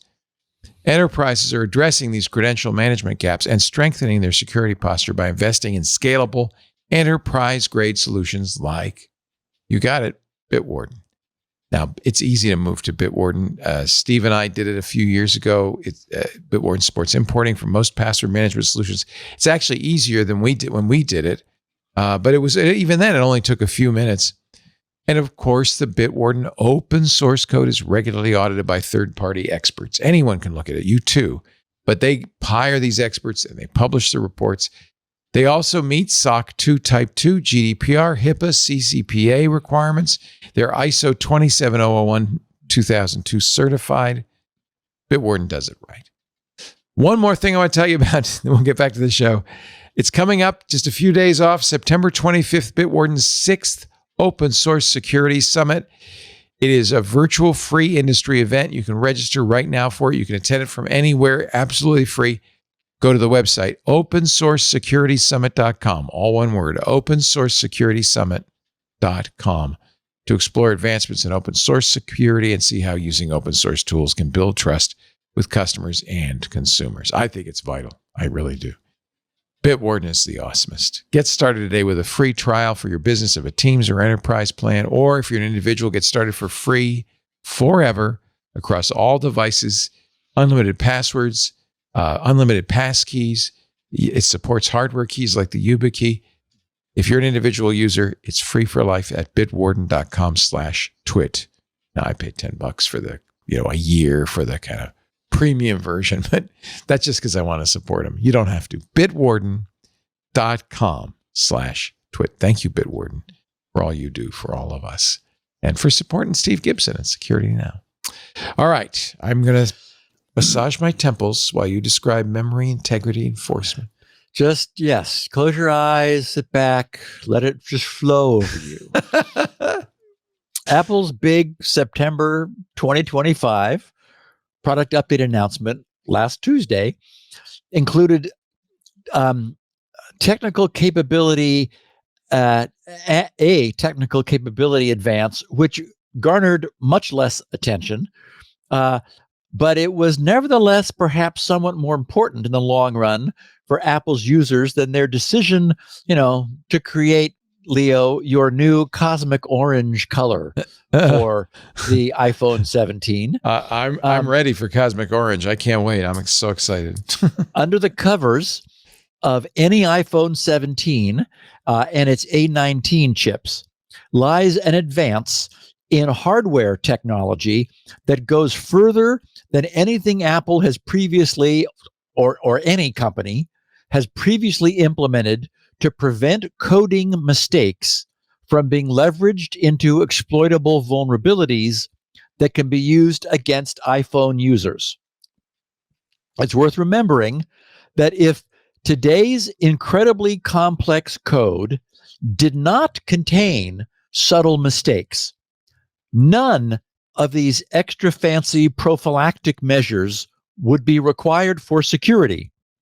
2 weeks ago, everyone needed to update and reboot their iOS and iPadOS devices, and their Macs for that matter, after Apple discovered that a subtle flaw in the decompression code for Adobe's DNG lossless image compression format, coupled with a registration bypass flaw in WhatsApp, was being leveraged in the wild, almost certainly by the customers of commercial spyware vendors, those customers largely being governments, to install spyware into the iDevices of highly targeted Apple users.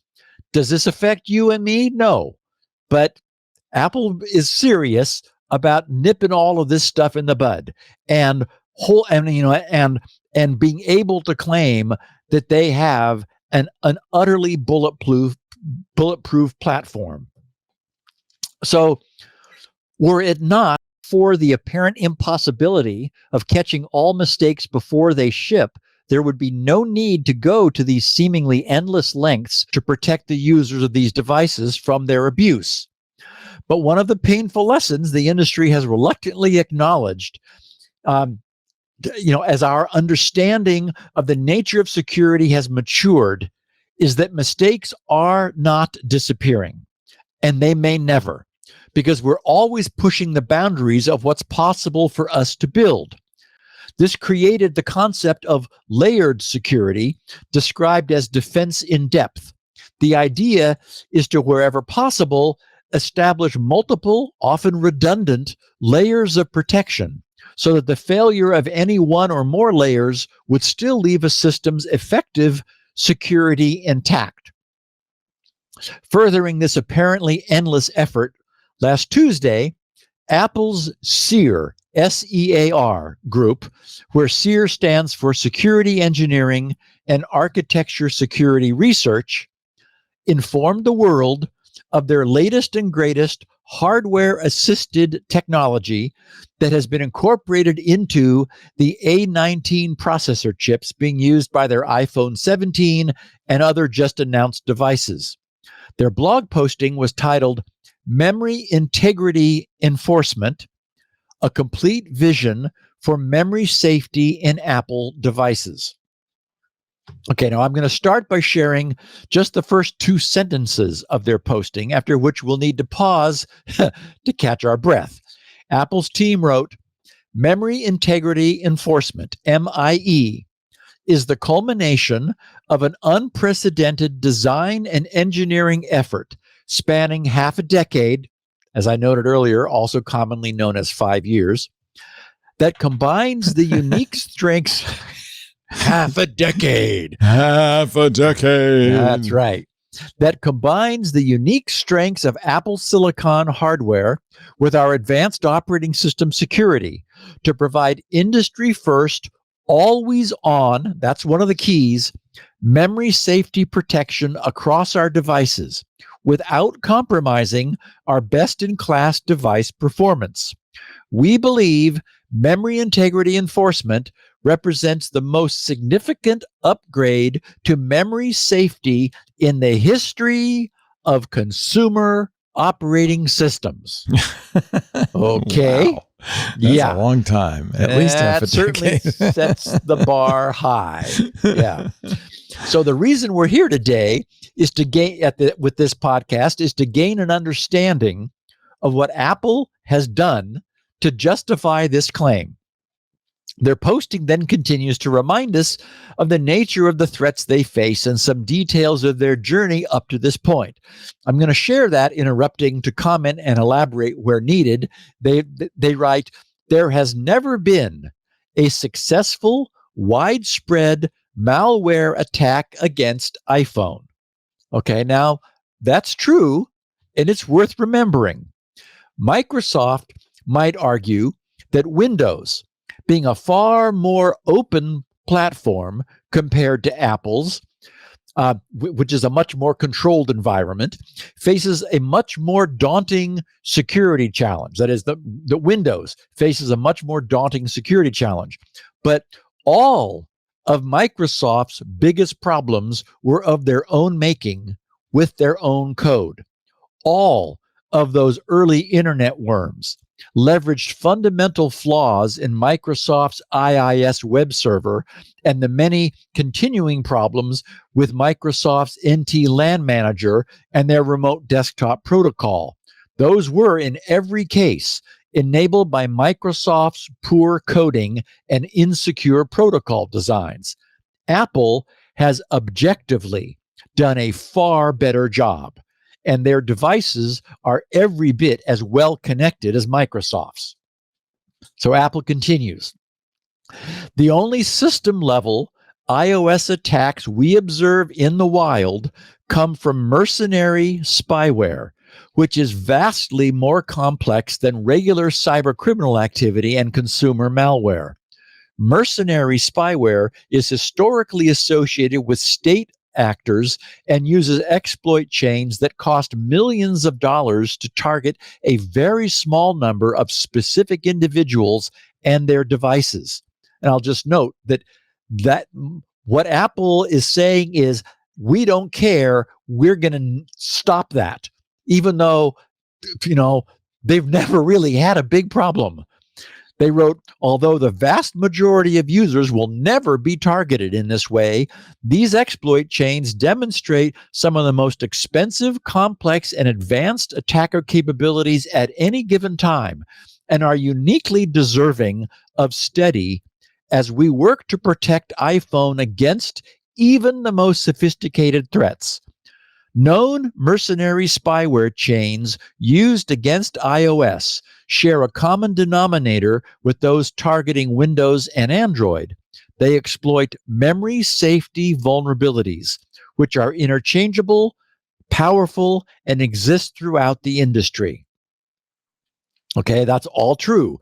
And I'll just say, I may not care less how thin Apple is able to make an iPhone, but the same dogged, crazy, over-the-top passion that they show for making their phones ever thinner, a whole different group at Apple is showing the same sort of focus on, darn it, we're not going to let anything attack our devices, period, no matter how much they cost whoever it is that wants to do it. we're just saying, not here. So, as I noted earlier, despite all the lessons we've learned, even recently authored code, such as that Adobe DNG file decompressor, continue to exhibit exploitable vulnerabilities. So Apple writes, for Apple, improving memory safety is a broad effort that includes developing with safe languages and deploying mitigations at scale. We created Swift, an easy-to-use memory-safe language, which we employ for new code and targeted component rewrites. In iOS 15, we introduced kalloc_type, a secure memory allocator for the kernel, followed in iOS 17 by its user-level counterpart, xzone_malloc. These secure allocators take advantage of knowing the type or purpose of allocations so that memory can be organized in a way that makes exploiting most memory corruption vulnerabilities inherently more difficult. In 2018, we were the first in the industry to deploy pointer authentication codes, PAC, in the A12 Bionic chip to protect code flow integrity in the presence of memory corruption. The strong success of this defensive mechanism in increasing exploitation complexity left no doubt that the deep integration of software and hardware security would be key to addressing some of our greatest security challenges. It's worth noting that means what they're saying is we learned something from that A12 Bionic chip experience. They said then, with PAC behind us, we immediately began design and evaluation work to find the most effective way to build sophisticated memory safety capabilities right into Apple Silicon. Okay, to put this into perspective, the earliest efforts at building barriers around memory to protect its misuse were implemented in software. They were useful and effective, but they turned out to fall short of being absolute. As a consequence, while the bar was meaningfully raised, this just meant that the bad guys needed to work a lot harder. We talked about address space layout randomization, for example. And that in turn, with the bad guys needing to work harder, the governments needed to pay more as exploits became significantly more rarefied. Unfortunately, for journalists, political activists, and other targeted individuals, governments have no shortage of funds, nor willingness to pay a competitive price. After adding things like address space layout randomization, kernel address space layout randomization, stack cookies, reference counting, and other software-based mitigations, all I'll note that we've covered in the previous years of this podcast, they were all eventually worked around by highly motivated attackers. So the ante had been upped, and it was time to start adding explicit anti-exploitation features to the underlying hardware. Apple wrote, ARM published the Memory Tagging Extension, MTE, specification in 2019. Okay, so that was 6 years ago. As a tool for hardware to help find memory corruption bugs. MTE is at its core a memory tagging and tag checking system where every memory allocation is tagged with a secret. It's a 4-bit secret. The hardware guarantees that later requests to access memory are granted only if the request contains the correct secret. If the secrets don't match, the app crashes and the event is logged. This allows developers to identify memory corruption bugs immediately as they occur. Okay, so again, I'm going to pause to highlight this distinction because it's important. ARM's MTE was introduced, as I said, 6 years ago in 2019 with the ARM version 8.5a architecture.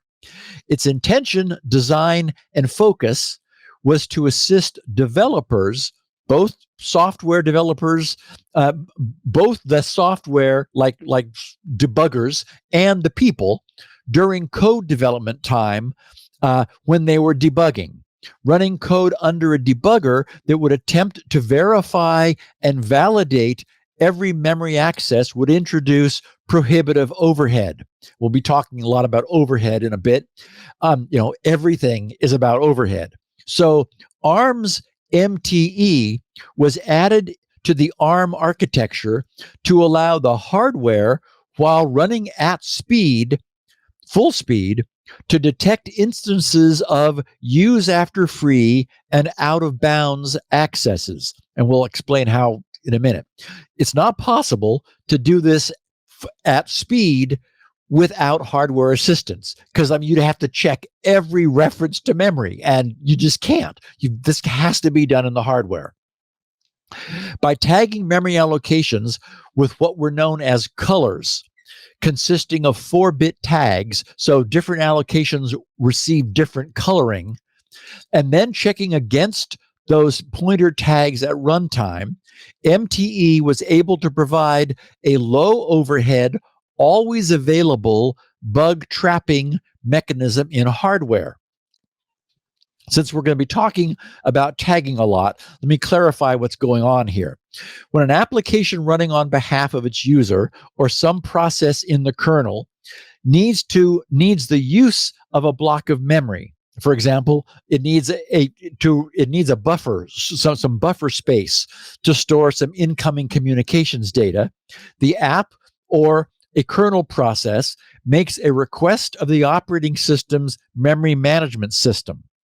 For decades, a memory manager, for decades, in the past, the way this works is that a memory manager would locate some free memory, increment that memory's usage count to show that it's now in use, and then return a pointer to the requested memory to its requester. From that point on, that memory would be considered to be owned by the requesting application, and it would be free to do anything with it that it wished. Unfortunately, the required flexibility of access required that the memory's ownership not be enforced. Any other process that knew where the memory was located could also access it. This is what the introduction of MTE changed. Under ARM's memory tagged extension, the requester would receive not only a pointer to a block of memory that satisfied its request, but also that short tag, that color, a 4-bit secret key that would need to be present anytime that memory was accessed. The theory was that while bad guys might be able to arrange to determine where some memory was that had recently been freed, or might still be in use, requiring that they would need to determine that memory's access tag significantly raised the bar for memory access abuse. Okay, but MTE alone proved to be insufficient for Apple's needs. They wrote, "We conducted a deep evaluation and research process to determine whether MTE as designed would meet our goals for hardware-assisted memory safety. Our analysis found that when employed as a real-time defensive measure, the original ARM MTE release exhibited weaknesses that were unacceptable to us, and we worked with ARM to address these shortcomings in the new enhanced memory tagging extension eMTE specification released in 2022. So 3 years after the 2019 release of MTE, working with Apple, ARM released a new specification, the enhanced memory tagging extension eMTE, in 2022. They said, more importantly, our analysis showed that while eMTE had great potential as specified, a rigorous implementation with deep hardware and operating system support could be a breakthrough that provides an extraordinary new security mechanism. They said, consider that MTE can be configured to report memory corruption either synchronously or asynchronously. In the latter mode, memory corruption does not immediately raise an exception, leaving a race window open for attackers. We would not implement such a mechanism. We believe memory safety protections need to be strictly synchronous, on by default and working continuously. But supporting always on synchronous MTE across key attack surfaces while preserving a great high performance user experience is extremely demanding for hardware to support. In addition, for MTE to provide memory safety in an adversarial context, we would need to finely tune the operating system to defend the new semantics and the confidentiality of memory tags on which MTE relies. Okay, again, I'll just pause to say that MTE was designed to help developers and debuggers. It was not meant as a proactive security measure. So Apple was, this exploration that Apple talked about going on, this deep analysis was, can we use ARM's MTE released in ARM 8.5a as a security measure? And they said, unfortunately, no, it comes up short. They said, ultimately, we determined that to deliver truly best-in-class memory safety, we would carry out a massive engineering effort spanning all of Apple, including updates to Apple Silicon, our operating systems, and our software frameworks. This effort, together with our highly successful secure memory allocator work, would transform MTE from a helpful debugging tool into a groundbreaking new security feature. Today, we're introducing the culmination of this effort, Memory Integrity Enforcement, MIE, our comprehensive memory safety defense for Apple platforms.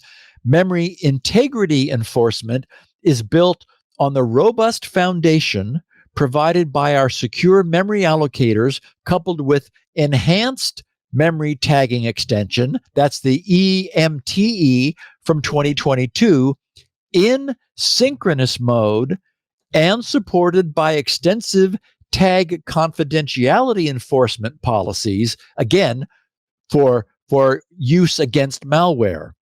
MIE is built right into Apple hardware and software in all models of iPhone 17 and iPhone Air, and offers unparalleled, always-on memory safety protection for our key attack surfaces, including the kernel, while maintaining the power and performance that users expect. In addition, we're making EMTE available to all Apple developers in Xcode as part of the new enhanced security feature that we released earlier this year during the Worldwide Developer Conference. The rest of this post, they wrote, dives into the intensive engineering effort required to design and validate memory integrity enforcement. Okay, so let's get all these abbreviations straight. Originally, to aid in debugging, ARM designed and introduced MTE, Memory Tagged Extension, in 2019. But MTE was never designed to be used in an adversarial environment. It was designed to be a debugging aid. So, for example, it was acceptable if it operated asynchronously from the code, notifying a developer of a violation sometime after the fact. That was okay, because they could go back and see what had caused that. Acceptable for a debugger, but in an adversarial setting, the damage might have already been done by the time an exception was raised. Thus, Apple's need for synchronous checking. That is, the instant you try to access memory, if you shouldn't be doing it, your butt is terminated. They said what they found was, after experiencing for themselves MTE's limitations, 3 years later, in 2022, they worked closely with ARM on the development and implementation of an extension to that, EMTE, their enhanced or extended memory tagging extension. Original MTE also allowed non-tagged memory regions. That is, it's like, okay, if you're not going to tag this, that's fine. For example, global or static allocations or untagged regions could be accessed without any tag checks, meaning that allocators could exploit out-of-bounds rights into such regions. EMTE addressed this by requiring access from a tagged memory region into non-tagged memory to respect the tag knowledge. This prevented the use of untagged memory from being used as a tag bypass. Again, Apple just looked at every single aspect of this and just said, no, we need to fix these things. I mean, to me, this represents them really, really getting serious about, nipping this stuff once and for all. EMTE also brings more comprehensive enforcement of tag mismatches, especially in synchronous mode, so that buffer overflows and use after free bugs are blocked immediately, not just signaled later or more coarsely. So much more granular control. And as I said, synchronous, meaning the instant something tries to make a fetch, if it should not be doing so, the process is terminated and an exception is logged. So there's a lot more to the improvements that EMTE brought over its predecessor, MTE, but with their A19 ARM chips, Apple has already moved on to their next generation of even more rigorous protections. So, Leo, let's take our final break, and then we're going to continue looking at what Apple has done here. Really interesting stuff. Yeah. This is a take no prisoners. We're screwed. We're through fooling around here. We have our own silicon. We're comfortable with how ARM technology works. We're going to extend this and make what they called a significant commitment in silicon in order to just end this whole class of problems. Darren Oki asked a question. Maybe it's a dumb question. He says, why don't you just wipe the memory after it's free? Zero it all out each time. But I guess this is not just what you're working with, it's overflows too, right? So yes, so it's overflows, and OSs do get around to zeroing memory after it's been right free. Away. Right. But, yeah, exactly. And so that would introduce a huge amount of overhead, releasing a large buffer, and then everything would have to stop while you overrode it with zeros. So what happens is buffers that are released are put on a dirty chain, and then free time that the operating system has is used to go zero them and then move them over to the ready to allocate chain, and then all of those free memories are aggregated and consolidated. So there's a whole bunch of stuff going on behind the scenes. That's actually like in our house, because Lisa says I should wash dishes while I'm cooking, but I say I'm going to cook and then I'm going to wash the dishes afterwards. I think that's more efficient, personally. But yeah, she says I make to go for the same approach. This episode of Security, we'll get back to this. This is really interesting and very impressive, really, that Apple would say, we're going to tackle this. It is a huge investment. Yeah, that's exciting.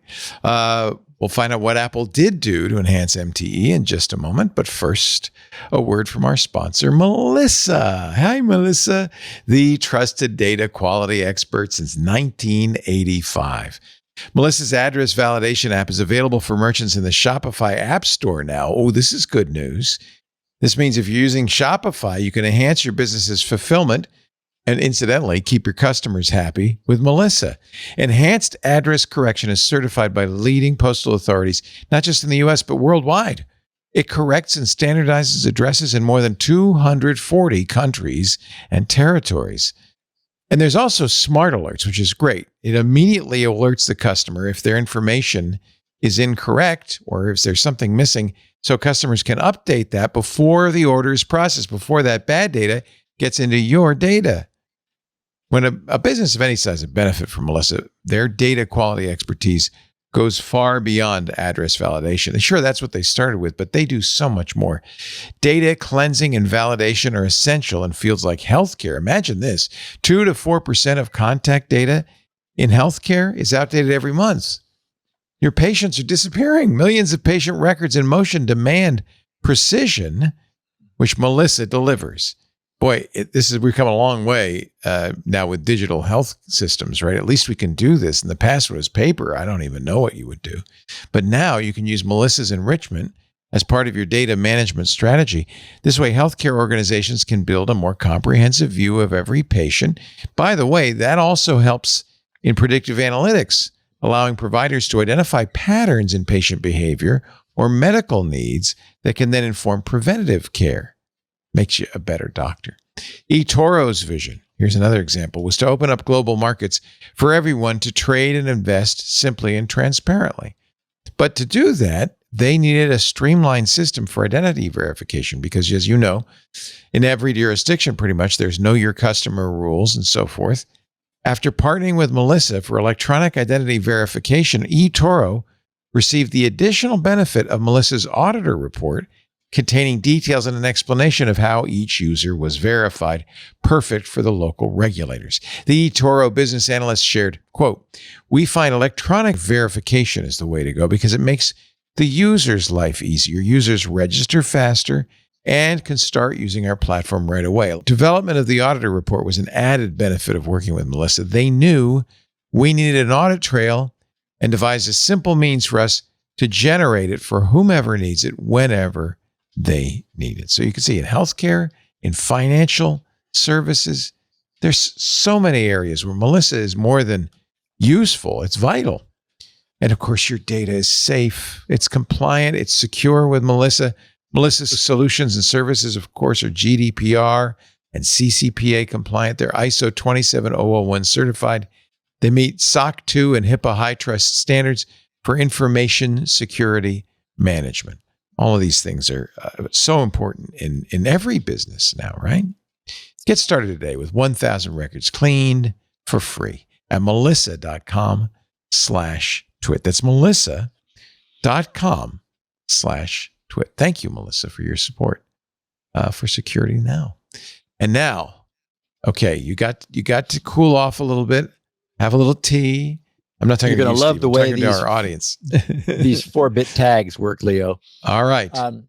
So Apple's MIE can best be seen as an evolution of EMTE, the enhanced MTE, where MIE adds various final touches to EMTE's already very useful protections. So at first glance, for example, these 4-bit tags might not appear to be very useful because, 4 bits having just 16 possible states cannot contain much security entropy. But the way they're employed is very clever. Allocations are made with the same granularity as memory pages, which on ARM are 16 kbytes each. One of the guarantees made by the system's memory allocator, now under MIE, is that adjacent allocations of memory will always have differing tags. This cleverly nips buffer overflows in the bud.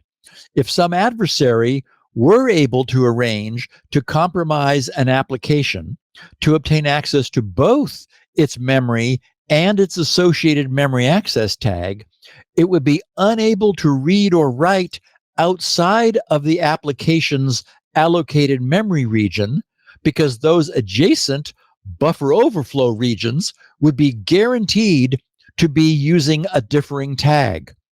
With neither the benign application nor its malicious compromiser having any way of knowing or predicting any adjoining allocation tags differing 4-bit value. Thus, the infamous buffer overwrites are stopped cold. The equally pernicious and ubiquitous use after free vulnerabilities are similarly prevented, and this actually addresses the question that the listener had a second ago, Leo. Use after free vulnerabilities are prevented by having the updated EMTE memory allocator, now the Apple's MIE memory allocator, change the access tags after any freed memory is freed. Thus, in the same way, if an application had been compromised so that malware obtains access to the memory pointer and the tag of its memory after it has been released back to the system, any subsequent attempt by the malware to use that memory after it's been freed will be trapped and blocked immediately. No more use of memory after being freed. So, if you'll pardon the pun, armed with this bit of background, Apple's further explanations will make some more sense. Apple wrote, a key weakness of the original MTE specification is that access to non-tagged memory, such as global variables, is not checked by the hardware. This means attackers don't have to face as many defensive constraints when attempting to control core application configuration and state. With enhanced MTE, we instead specify that accessing non-tagged memory, like these global variables, from a tagged memory region, meaning one under control, requires knowing that region's tag, making it significantly harder for attackers to turn out-of-bounds bugs in dynamic tagged memory into a way to sidestep EMTE by directly modifying non-tagged allocations. They said, finally, we developed tag confidentiality enforcement to protect the implementation of our secure allocators from technical threats and to guard the confidentiality of EMTE tags, including against side channel and speculative execution attacks. Our typed allocators and EMTE both rely on confidentiality of kernel data structures from user applications and of the tags chosen by the allocator. Attackers might attempt to defeat EMTE and in turn memory integrity enforcement, Apple's newest technology, by revealing these secrets. To protect the kernel allocator backing store and tag storage, we use the secure page table monitor, which provides strong guarantees even in the presence of a kernel compromise. We also ensure that when the kernel accesses memory on behalf of an application, it's subject to the same tag checking rules as user space. So ARM began with MTE, which Apple utilized once it was available, but its limitations caused Apple to work with ARM to create EMTE, but Apple was able to obtain sufficient real-world experience with EMTE, examining the many ways that it could and still was being bypassed in the field, that they then further enhanced and that already enhanced memory tag extension to create MIE. I guess they didn't want to go with EMTE, enhanced MTE. So anyway, Apple has clearly essentially taken the second generation of MTE, known as EMTE, and moved it to always on, synchronous, and as strong as possible. If we were to summarize just sort of in a bullet pointed fashion the things they did, they made EMTE synchronous so that tag verification occurs immediately before memory accesses, and any tag mismatch crashes the process to prevent its exploitation. So this eliminates opportunities where malicious behavior might slip by due to delayed or asynchronous checking, which, due to the overhead, was the way MTE would be used. They also enforce always-on system-wide deployment. MIE is enabled by default across Apple's entire kernel and for more than 70 user land processes. Previous and other systems were forced to rely on optional or per app memory tagging, which unfortunately reduced the performance significantly. They have secure typed allocators, where Apple's memory allocators have been updated to use type information to isolate objects by type to reduce any type confusion style overlaps and help with the placement of allocations in memory so that different types get different tags and are less likely to misuse their targets. They also handle retagging and memory reuse safely. As I noted, when memory is freed and reused, Apple's system ensures that the free memory tag is changed so that stale pointers with old tags will no longer match. They also have protection for overflow across adjacent allocations by assuring that adjoining allocations have differing tags. They also no longer allow for access of non-tagged memory from non-tagged memory. It has to be tagged execution memory accessing non-tagged memory, so they foreclose that too. And their hardware enforces the confidentiality of these tagging, which was never done before because MTE was not really focused on protecting against malicious abuse. It was always focused on helping debuggers to catch debugs. All of this being done down now in the hardware and silicon. Because doing any of this in software would be prohibitive of performance overhead, they moved everything that was necessary for MIE down into hardware for the A19 and A19 Pro chips. So I'm just very, very impressed with the scale of Apple's commitment. It is not difficult to imagine what the team behind MIE, who had just spent the last 5 years of their lives perfecting all of this new super hardening technology, were probably feeling when you think about it. With that, just 2 weeks ago, another successful exploit made against the hardware that they had already moved well past and were already they were poised to replace it, as they did last week, with an entirely new system that would almost certainly no longer fall victim to exactly that exploit, and probably nearly any other attack. As I said, it is the case that not every type of security problem is a use after free or a buffer overflow or some sort of memory exploit, but I don't know what the percentage is. 95% of them probably are. I think no one is ever going to suggest that there will never be another successful system level exploit against Apple's latest or future iOS and iPad OS platforms. But there is a distinct possibility that could be the case. We heard, as I mentioned before a while ago, from a past early Apple hobbyist and exploit developer who was lamenting that he had long ago hung up his spurs and was no longer attempting to find iPhone exploits because they had become insanely difficult to locate and engineer.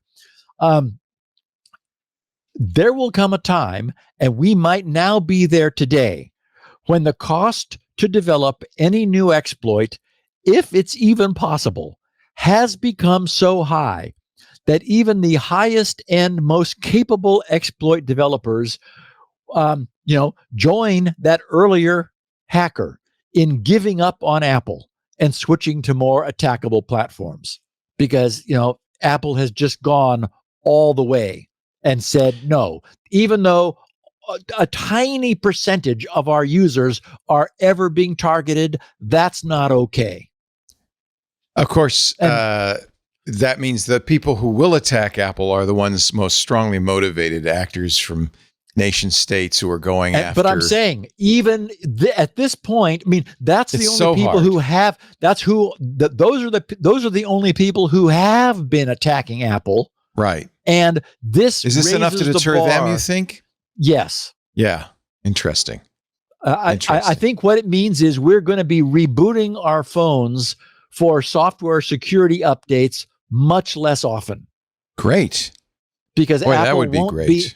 Apple won't be in a panic needing to protect us against the latest 0 day. We're just going to have many, many fewer 0 days. As you know, Apple has locked things down so much, it's hard for security researchers to actually work on iPhones. But they have opened up a program. In fact, they just opened up applications for the new phones for security researchers to get specially modified iPhones that are less protected so that they can at least work on these things. So I really admire the way Apple has gone. I am after this. so impressed. I mean, this is no other company has made this sort of commitment. Yeah. Fantastic. Well, that's what happens when you make your own silicon. You can do more. And thank goodness that their decision has been to do more and not save more and charge more. They called it an unprecedented percentage of their silicon real estate is now devoted just to this, not to making it faster, not to more cores and more, neural nonsense. It's no. If we're saying this is how we're tagging the memory, and we're going to stop you cold if you don't have the magic token for doing so, and bad guys can't get that. One thing I did notice that worried me was that they have enhanced the branch prediction capabilities. They are not abandoning branch prediction, which we know is one of the sources for these timing attacks, like Rowhammer. Would this help in that kind of event? No, this is a different kind of problem. I think we're going to have to see whether those are side channel, and they are saying that this is also proof against side channel attacks. They have hardened this against that. So the memory leaks. That's what's happening is they leak in these branches. Yes, it's the side channel attack that gets the malware the pointer that it can then abuse. So if it can't abuse it, yes, brilliant. It doesn't matter if the bad guys get the pointer. Wow. Thank you for explaining this. I'm venturing that there are very few places you could get this kind of information. You could read the white paper for yourself, but it's going to take somebody like Steve to explain its implications. Somebody who's been doing this for a long time and knows exactly where the bodies are buried. Good on Apple. Good on Apple. And thank you for explaining this. I'm very impressed. What I love is you don't shy away from the really technical stuff. And you know what? I think our audience appreciates that. That's where the fun is. Yeah. Fantastic. Are you going to buy the new iPhone? No. Yeah. And the reason is, as I mentioned, I did get a 16 last spring when I was worried that China's tariffs might cause a problem. Right. Now it's like, what that means is that my trade-in value would be high. And so it wouldn't cost me that much to go from a 16 to a 17. I got offered $700 for my iPhone 16 Pro Max, which brought that price down for a new iPhone to more like $600, or $700. And I thought, because I got it with it was $600 because I got it with 512 gigs. That means it's, at $600, maybe not such a bad idea. I like the fact that they'll take those trade-ins. Yeah, and apparently, I still have. This is my by my desktop, and there's my picture, the picture beautiful of my lovely wife. Yes. On my desktop, I used my iPhone 12 still. Oh, you have an extra. And because this is the one that I had been using, and I was fine with it until I worried that prices of iPhones might go through the roof during those early China tariff scares. At the start of the Trump administration. So I bought the 16 for that reason. I just updated this to iOS 26, and based on all of the negative feedback reviews I've been hearing about the glass You didn't get liquid glass. I didn't get liquid glass because the phone is too old. Yeah. There's a secret blessing hidden in there. Well, Steve, thank you so much for this. This is the kind of coverage we really appreciate. If you like this, I hope you will support Steve. There's a couple of ways to do that. Of course, we love you if you join Club Twit because that supports everything we do. 25% of our operating costs now come from club members like you. If you're not a member, twit.tv/clubtwit. You get ad-free versions of this show, all the shows, specials, access to the Club Twit Discord, and more. twit.tv/clubtwit. You can also support Steve by going to his site, grc.com, and picking up a copy of SpinRite. That's his actual bread and butter. This is how he makes a living. 6.1 is the current version. He's very generous. If you own any copy of SpinRite prior, you get a free upgrade. So get that upgrade. But if you don't, now's the time to get on the SpinRite bandwagon. It's the world's best mass storage, maintenance, recovery, and a performance-enhancing utility. grc.com/SpinRite. But there are other things you can do there. In fact, once you get to the site, buy your copy of SpinRite and browse around. There's a lot of cool stuff. For instance, Shields Up, his tool, so useful for making sure that your router is properly configured. Lots of things like Never 10, which keep your Windows machine from upgrading against your will. A lot of freebies, lots of extra information.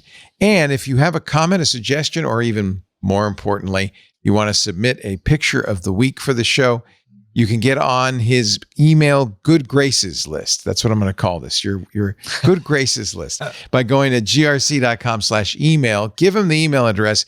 He'll validate it, making sure that you are not a spammer. I don't think spammers are going to jump through that hoop. So that way you can email him. He won't put you in the spam bucket. You'll notice when you're there, though, there are 2 unchecked checkboxes for 2 newsletters. By default, unsubscribe, but do check them. One is, of course, the weekly Security Now newsletter, which is very complete with links and pictures and all. Somebody in the YouTube chat says, I wish Steve would do these with a whiteboard. Which we could set you up with. If you wanted a telestrator, we could set you up with. We used to in the Tech TV days. That's what I did. Was I had Steve's whiteboard. You put a chalkboard up. If you want, I'll work on getting a telestrator for you. Alex Lindsay has a very good setup that you could illustrate. I think it would be distracting, but if you want that kind of extra oomph, 2 things you should do. One is go there to the email list. Subscribe to the Security Now newsletter, because that's got a lot of stuff, including images in there. You can also check the other box, which is a very infrequent newsletter. He's only sent out 1 email this whole time, but that will announce new products. And we're waiting with great anticipation for his DNS Benchmark Pro any day now. And you'll get an email when that is available for download. He also has the show. I mean, I shouldn't give that short shrift. He's got unique versions. A crazy small 16 kilobit version.